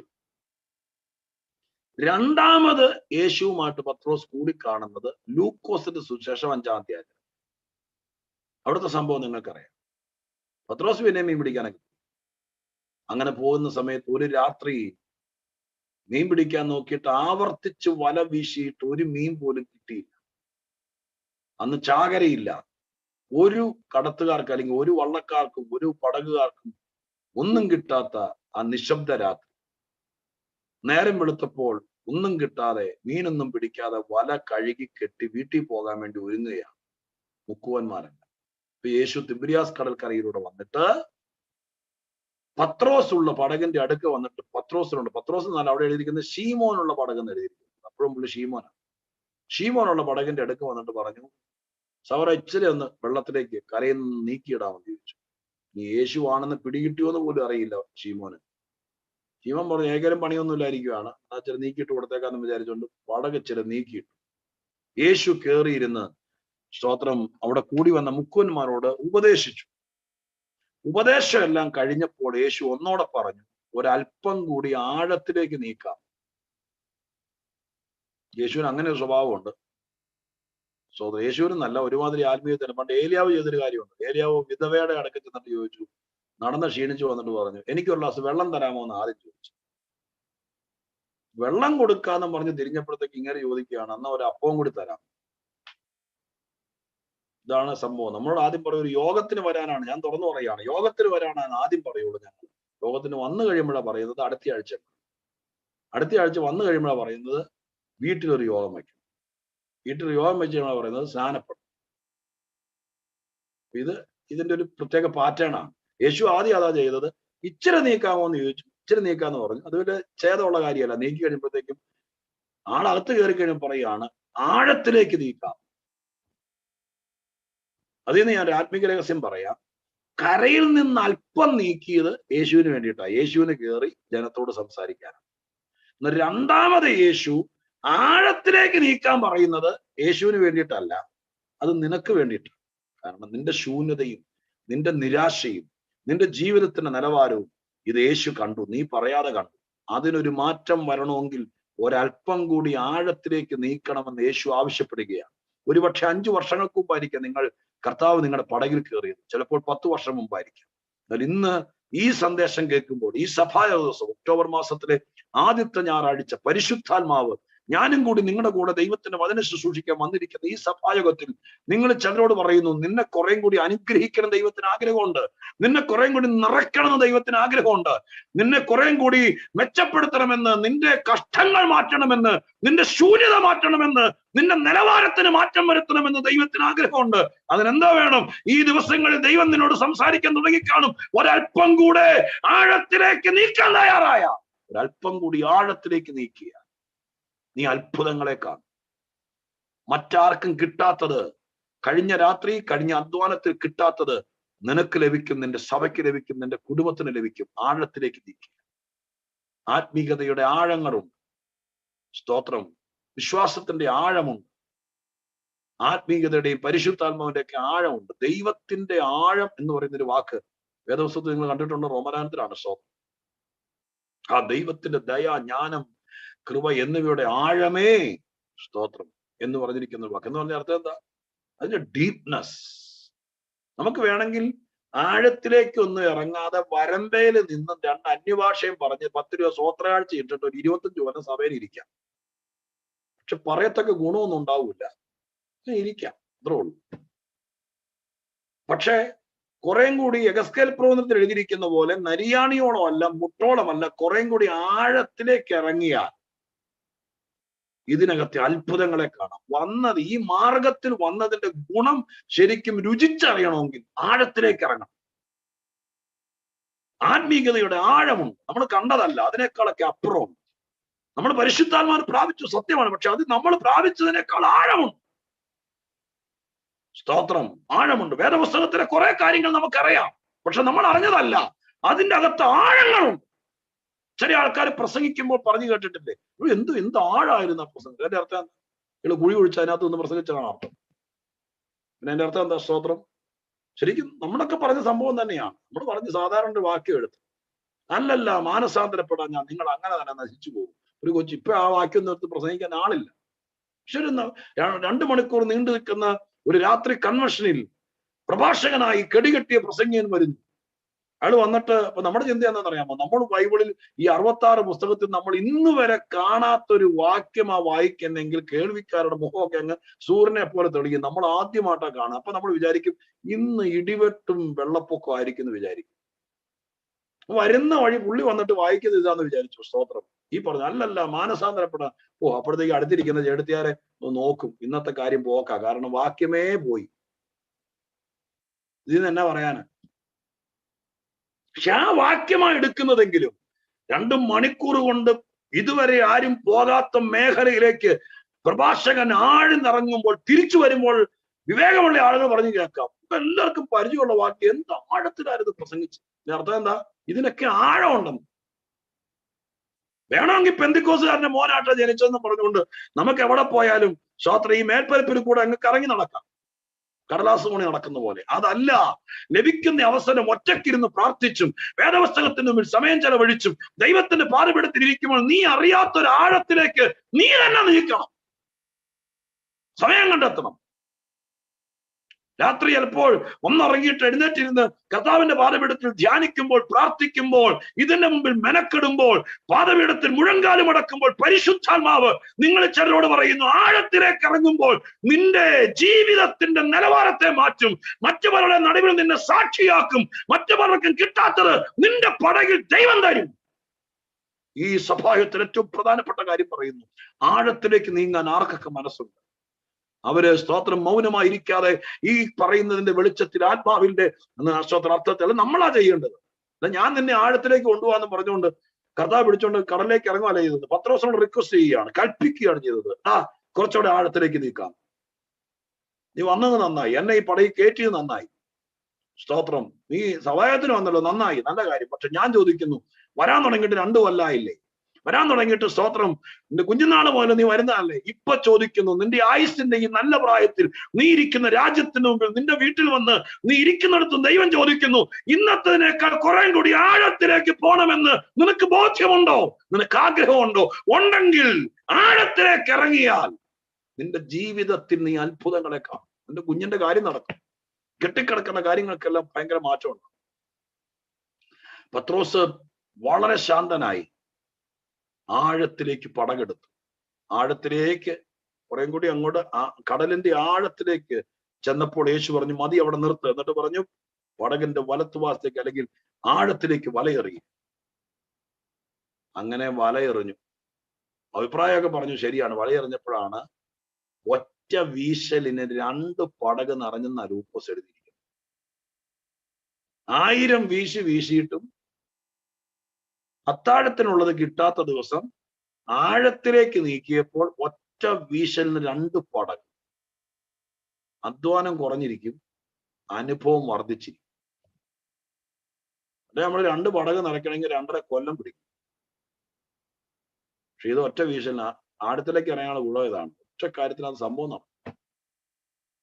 സ്തോത്രം. അങ്ങനെ ഒരു സ്ഥിതിയിലേക്ക് വന്നു. അവിടെ വെച്ച് പത്രോസ് യേശുവിന്റെ കാൽക്കൽ വീണിട്ട് പറയുകയാണ്, ഞാൻ പാപിയായ മനുഷ്യനാണ്, എന്നോട് സ്തോത്രം എന്നെ വിട്ട് പോണെന്ന് പറഞ്ഞ് വാവിട്ട് നിലവിളിക്കുക. സമയം സ്തോത്രം ഞാൻ അറിയുന്നു, എന്റെ വേഗം ഞാൻ സ്പീഡിൽ പോവാം, വേഗ താഴെ. അപ്പൊ യേശുവിന്റെ കാല വീണ്ടും പറഞ്ഞു, ഞാൻ പാപിയാണ്. വേദപുസ്തകത്തിന്റെ വീക്ഷണത്തിൽ പറഞ്ഞാൽ അവിടെ വെച്ചാണ് പത്രോസ് ശരിക്കും പറഞ്ഞാൽ രക്ഷിക്കപ്പെടുന്നത്.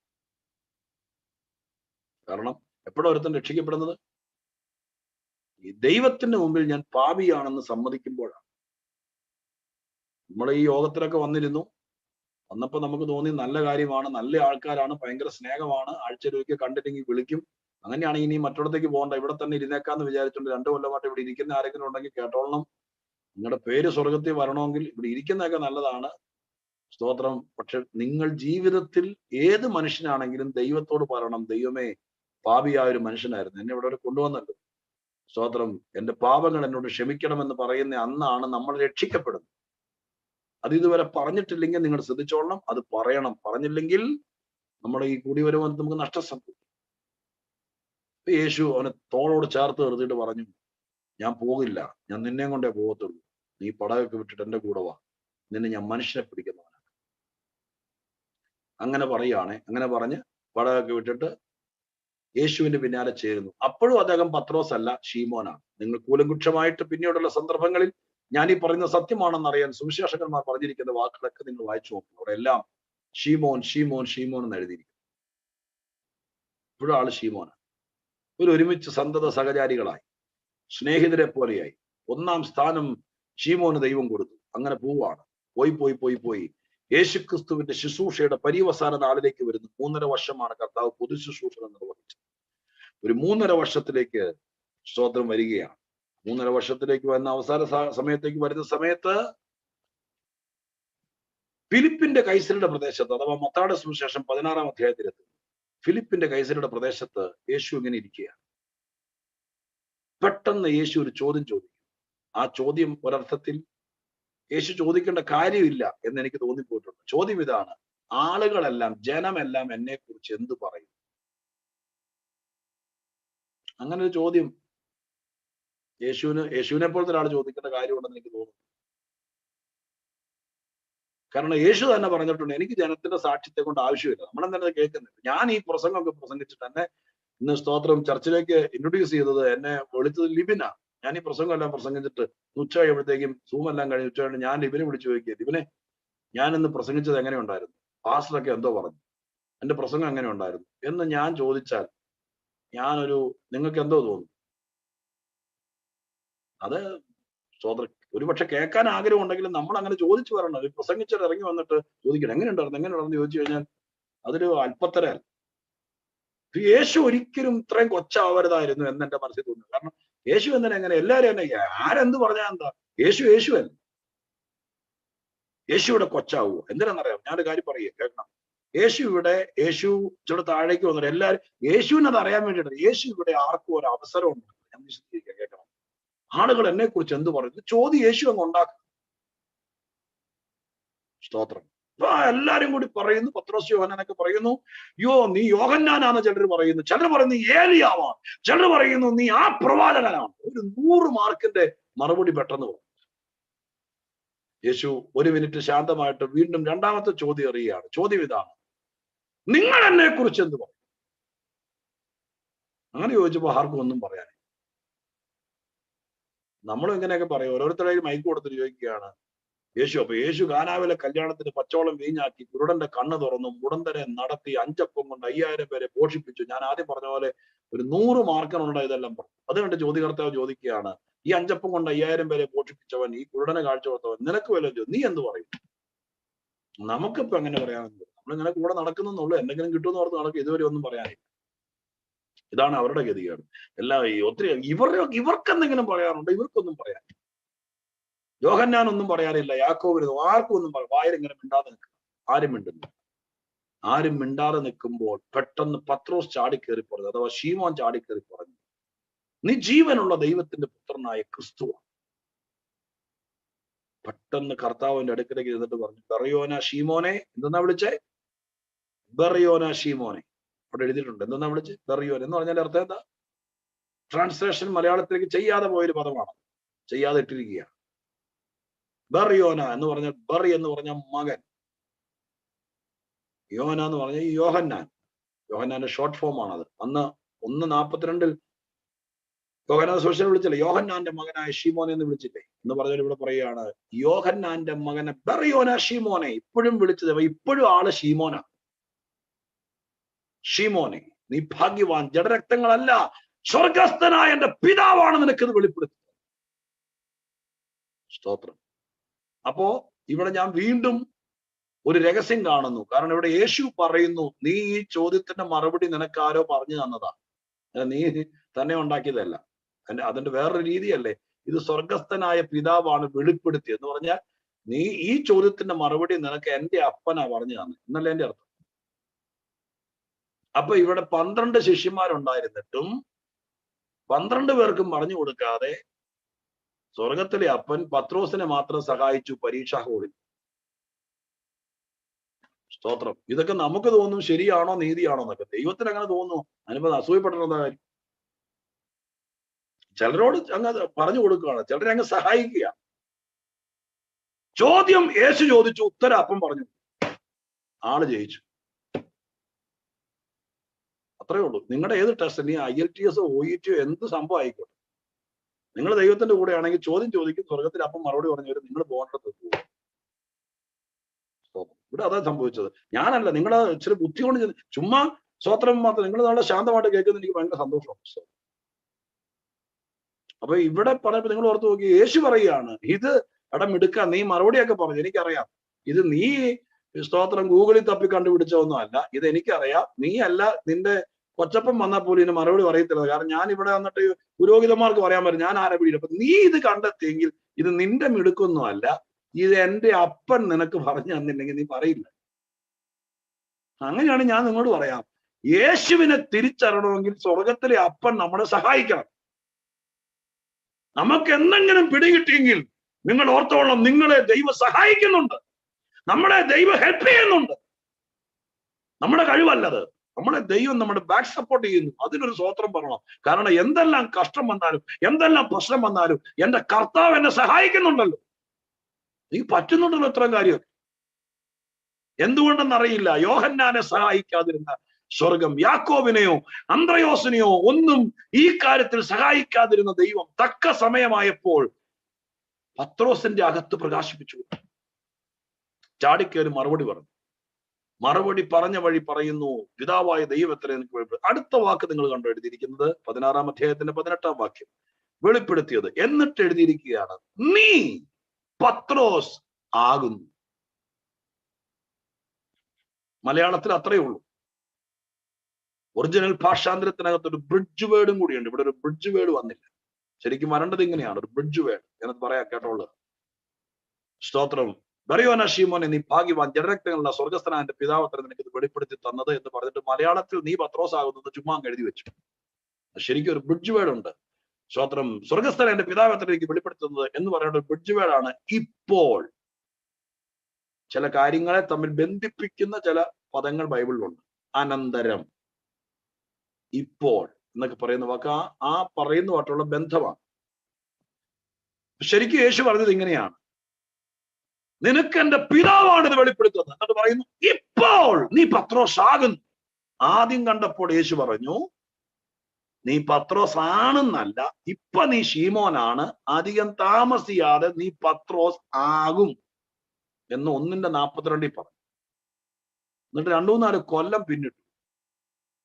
2-3 വർഷം പിന്നിട്ട് കഴിഞ്ഞപ്പോൾ ഇപ്പൊ ഇവിടെ വെച്ച് ഒരു ചോദ്യത്തിന്റെ മറുപടി വെളിപ്പാടിലൂടെ പറഞ്ഞപ്പോൾ യേശു പറയുകയാണ്, നീ പത്രോസ് ആകുമെന്നല്ല, ആകുന്നു എന്ന് പറഞ്ഞാൽ ഇപ്പോ നീ പത്രോസ് ആയി. എന്താ ഇതിന്റെ രഹസ്യം? പിന്നെ അങ്ങോട്ട് അപ്പോസ്തല പ്രവൃത്തി മുതൽ അങ്ങോട്ട് പിന്നെ യേശു ക്രൂശിലേക്ക് പോവുകയാണ്. തൊട്ടടുത്ത് പിന്നെ അതിന്റെ തൊട്ടടുത്താണ് എഴുതിയിരിക്കുന്നത്, ഞാൻ എന്റെ സഭയെ പണി. അതിന് തൊട്ട് താഴത്തെ പാരഗ്രാഫ് എഴുതി, അന്ന് മുതൽ യേശു യെരൂശലേമിൽ ചെന്നിട്ട് മൂപ്പന്മാർ, മഹാപുരോഹിതന്മാർ, ശാസ്ത്രിമാർ എന്നിവരെ പലരും സഹിച്ച് കൊല്ലപ്പെടുകയും 3-ാം നാൾ ഉയർത്തെഴുന്നേൽക്കുകയും. അപ്പൊ യേശു അന്ന് മുതൽ പ്രസംഗം മാറ്റി. എന്താണ്? ഞാൻ മരിക്കാൻ പോവാണ്, ഞാൻ ക്രൂശിലേക്ക് പോവാണ്, ഞാൻ ദൗത്യം പൂർത്തീകരിക്കുകയാണ് അന്നു മുതൽ എന്നുള്ള വാക്കിന് പ്രത്യേകതയുണ്ട്. അന്ന് മുതൽ പറയാനുണ്ട്. അതുവരെ പറയാത്തത്, ഇനി ഞാൻ യെരൂശലേമിലേക്ക് പോവുക, ഇനി യഹൂദന്മാരെ പിടിക്കപ്പെടാൻ പോവുക, ഇനി പരമയാഗമാകാൻ പോവുക, ഇനി ഞാൻ വന്ന കാര്യം നിറവേറ്റാൻ പോവുക. എന്നാൽ ഇന്നത്തെ പ്രത്യേകത എന്താ? അന്നു മുതൽ ഇന്നത്തെ പ്രത്യേകത എന്താ? 2-3 കാര്യങ്ങൾ നടന്നു. ഒന്ന്, സ്തോത്രം, ഈ താക്കോല് കൊടുക്കാൻ യേശു പത്രോസിന് താക്കോല് കൊടുത്തു. താക്കോല് കൊടുക്കാൻ ഒരാളെ കിട്ടി. 2, ദൈവസഭ പണിയാൻ പോവുക എന്നുള്ള ഡിക്ലറേഷൻ നടന്നു. 3, യേശുവിനെ കുറിച്ചൊരു വെളിപ്പാട് കിട്ടി. ഇത്രയും കാര്യങ്ങൾ നടന്നപ്പോൾ യേശു പറഞ്ഞു, ഇനി ഞാൻ ക്രൂശിലേക്ക് പോവുകയാണ്. അവിടെ മുതൽ യേശുവിന്റെ കാഴ്ചപ്പാട്, പ്രവർത്തന മേഖല, പ്രഭാഷണ ശൈലി എല്ലാം മാറുകയാണ്. ഉത്തരവാദിത്തം ഏൽപ്പിക്കാൻ ഒരാളെ കിട്ടിയാൽ കർത്താവിന്റെ നിലവാരം മാറിയാണ്. സ്തോത്രം. ഇനി ഞാൻ പറഞ്ഞ കുറിവാക്യമായിട്ട് ഇതിന്റെ ബന്ധം പറഞ്ഞ് ഞാൻ അവസാനിപ്പിക്കാൻ വേണ്ടി ആഗ്രഹിക്കുക. എന്താ കുറിവാക്യം? ജീവനുള്ള കല്ലായ അവന്റെ അടുക്കിലേക്ക് വന്നാൽ വരുന്നവനും ജീവനുള്ള കല്ലുകൾ പോലെയാകാം എന്നതാണ് കുറിവാക്യം.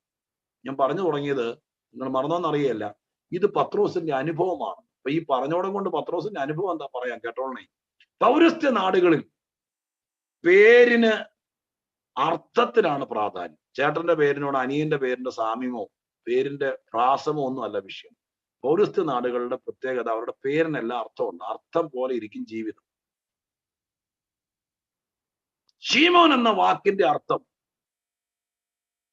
പരിശോധിച്ചാൽ, ശീമോൻ എന്ന വാക്കിന്റെ അർത്ഥം ഞാങ്ങണ എന്നാണ് സഭ്യമായ ഭാഷ. ഞാങ്ങണ എന്ന് പറഞ്ഞാൽ ഉള്ളു പൊള്ളയായ, എങ്ങോട്ട് കാറ്റടിച്ചാലും വളയുന്ന, ആരെങ്കിലും പിടിച്ചൊടിച്ചാൽ ഒടിയുന്ന, ചെറിയൊരു വിഷയം വന്നാൽ തല കുമ്പിടുന്ന, ചെറിയ കാറ്റത്ത് ആടി ഉലയുന്ന ഒരു ചെറിയ ഓടത്തണ്ട്, അതാണ് ഞാങ്ങണ.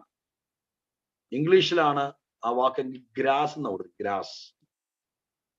ഗ്രാസ് എന്ന് പറഞ്ഞാൽ വെറും പുല്ലെന്നർത്ഥം. അപ്പൊ ശീമോൻ എന്ന വാക്കിന്റെ അർത്ഥം വെറും ഓടത്തണ്ട്, അങ്ങോട്ടും ഇങ്ങോട്ടും ആടി ഉലയുന്ന, വെറും പുല്ലിന് തുല്യം. അതാണ് ശീമോൻ എന്ന വാക്കിന്റെ. പത്രോസ് എന്ന വാക്കിന്റെ അർത്ഥം പാറക്കഷ്ണം എന്നാണ്. പാറ എന്നല്ല, പാറക്കഷ്ണം, ലിത്തോസ്, പാറക്കഷ്ണം. യേശുവാണ് പാറ, യുഗങ്ങളുടെ പാറ. പത്രോസ് എന്ന വാക്കിന്റെ അർത്ഥം പാറക്കഷ്ണം. ഇനി അർത്ഥം വെച്ച് യേശു പറഞ്ഞു ഒന്ന് ചിന്തിച്ചു നോക്കി. എവിടെ? യോഹന്നാൻ 1:42 നമുക്ക് അർത്ഥം കിട്ടിയിരുന്നു, മീനിങ് കിട്ടിയോ? ഇനി മീനിങ് വെച്ചൊന്ന് ചിന്തിച്ച് യേശു എന്താ പറഞ്ഞത്? അന്ത്രയോസ് ശീമോനെയും കൊണ്ട് യേശുവിന്റെ അടുക്ക് വന്നപ്പോൾ, യേശു മലയാളത്തിൽ നമുക്ക് കിട്ടിയ അർത്ഥം വെച്ച് പറയാൻ വേണ്ടി പോവുക. യേശു പറഞ്ഞു, യോഹന്നാന്റെ മകനായ വെറും ഞാങ്ങണ എന്ന് പറഞ്ഞ കാറ്റടിച്ചാൽ അറിയുന്ന, എങ്ങോട്ടും വളയുന്ന, എങ്ങനെ നിൽക്കുന്ന വെറും ഞാങ്ങണ, വെറും ഗ്രാസ. യോഹന്നാന്റെ മകനായ വെറും ഗ്രാസ. ഇപ്പൊ നീ ഗ്രാസ, വെറും ഞാങ്ങണയാണ്. എന്നിട്ട് പറഞ്ഞു, നീ പത്രോസ് ആകും, അഥവാ നീ കല്ലായി മാറും, പാറക്കഷ്ണമായി മാറും എന്നാണ് ആ പറഞ്ഞതിന്റെ അർത്ഥം. അവരുടെ പേരിന്റെ അർത്ഥം വെച്ച് പറയും. പത്രോസിന് അന്നൊന്നും പിടികിട്ടിയില്ല. യേശുവിന്റെ കൂടെ നടന്ന് കുറെ കാര്യങ്ങൾ മനസ്സിലാക്കി അവസാനം ഫിലിപ്പിന്റെ കൈസരുടെ പ്രദേശത്ത് വെച്ച് യേശു ആരാന്നുള്ള വെളിപ്പാട് പറഞ്ഞു കഴിഞ്ഞപ്പോൾ യേശു പറയുകയാണ്, ഇപ്പോൾ നീ ഞാങ്ങണയായിരുന്നു. ആര് വിളിച്ചാലും വളയുന്ന, കൂട്ടുകാരി വിളിച്ചാൽ അങ്ങോട്ട് പോകുന്ന, വൈകുന്നേരം കമ്പനി കൂടാൻ വിളിച്ചാൽ ഇങ്ങോട്ട് പോകുന്ന ഒരു ടൈപ്പ് ആയിരുന്നു നീ. ഇപ്പൊ നീ എന്റെ കൂടെ നടന്ന് നീ പത്രോസ് ആകുന്നു, അഥവാ നീ പാറക്കഷ്ണമാകുന്നു, കല്ലായി മാറി. യേശു എന്ന മൂലക്കല്ലിനോട് ചേർത്ത് വെച്ച് പണിയാൻ ഒരു കല്ലോടെ യേശുവിന് കിട്ടി. അപ്പോഴാണ് യേശു പറഞ്ഞത്, ഞാൻ എന്റെ സഭ പണിയാൻ പോകും. ചേർത്ത് വെച്ച് പണിയാൻ ഒരു ലോഡ് കല്ല് കിട്ടിയില്ല, ഒരു കല്ല് കിട്ടിയപ്പോൾ യേശു പറഞ്ഞു സഭ പണിയാൻ വേണ്ടി പോകും. നമ്മള് യേശുവിന്റെ കൂടെ നടന്ന ജീവനുള്ള കല്ലായ അവന്റെ അടുക്കൽ വന്നിട്ട് അവനെ പോലെ ആ കല്ല് പോലെ ആയി കഴിയുമ്പോൾ നമ്മളെ കൊണ്ട് കർത്താവ് ദൈവരാജ്യം പണിയാൻ നമ്മൾ ഉപയോഗിക്കാൻ തുടങ്ങി. അതിന് വലിയ സെമിനാരിയോ തിയോളജിയോ ഒന്നും അല്ല വിഷയം. നമ്മൾ കല്ലായോ എന്നുള്ള, നമ്മൾ ആ രീതിയിലായോ. പഴയ നിയമ വിശുദ്ധന്മാരെല്ലാം, ഞാൻ ഇതോടെ പറഞ്ഞ് അവസാനിപ്പിക്കുക, പഴയ നിയമ വിശുദ്ധന്മാരെല്ലാം മാറി മാറി പറഞ്ഞു ഞങ്ങൾ പൊടിയാണ്. അബ്രഹാം പറഞ്ഞു പൊടിയും വെണ്ണീറുമാണ് ഞാൻ. സങ്കീർത്തനം എഴുതിയ ദാവീദ് പറഞ്ഞു ഞാൻ പൊടിയെന്ന് ഓർക്കണം. പൊടിയാണ്, പൊടിയാണ്. ശരിയാണ്, മനുഷ്യൻ പൊടിയാണ്, പൊടിയിലേക്ക് മടങ്ങിച്ചേരും.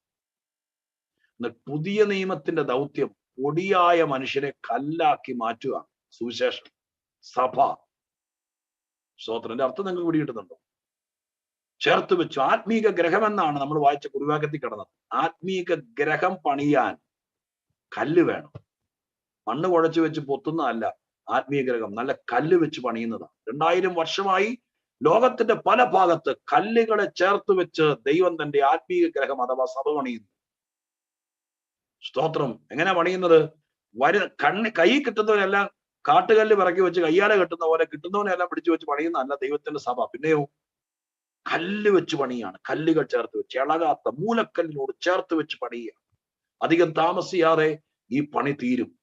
ഇതിന്റെ ആണിക്കല്ല് വെക്കും. അവസാനത്തെ ആളെയും ദൈവം ചേർക്കും. അത് കഴിയുമ്പോൾ കാഹളം ധ്വനിക്കും, നമ്മുടെ കർത്താവ് മടങ്ങി വരും.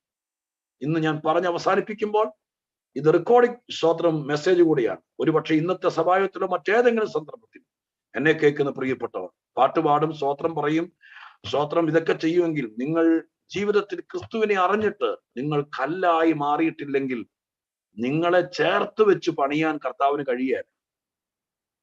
സഭയോട് ചേർത്ത് വെച്ച് പണിയുന്നത് നിങ്ങളുടെ കാഴ്ചപ്പാടിന്റെ വലിയ ബലത്തിലാണ് നിങ്ങളെ കല്ലാക്കി മാറ്റും. ഞാൻ അവസാനിപ്പിക്കുകയാണ്. അവിടുത്തെ എബനേസർ ചർച്ച് ഒരുപാട് ആളുകളെ, ആ രാജ്യത്ത് ജോലി നേടിയോ വിസ സ്തോത്രം എടുത്തൊക്കെ വരുന്ന ആളുകളെ, പൊടിയായ ആളുകളെ സുവിശേഷം പറഞ്ഞും പ്രാർത്ഥിച്ചും അവരെ സഭയോട് ചേർത്ത് വെച്ച് പണിയാൻ കൊള്ളാവുന്ന കല്ലാക്കി മാറ്റാൻ പരിശുദ്ധാത്മാവ് സഭയ്ക്ക് കൃപ നൽകട്ടെ.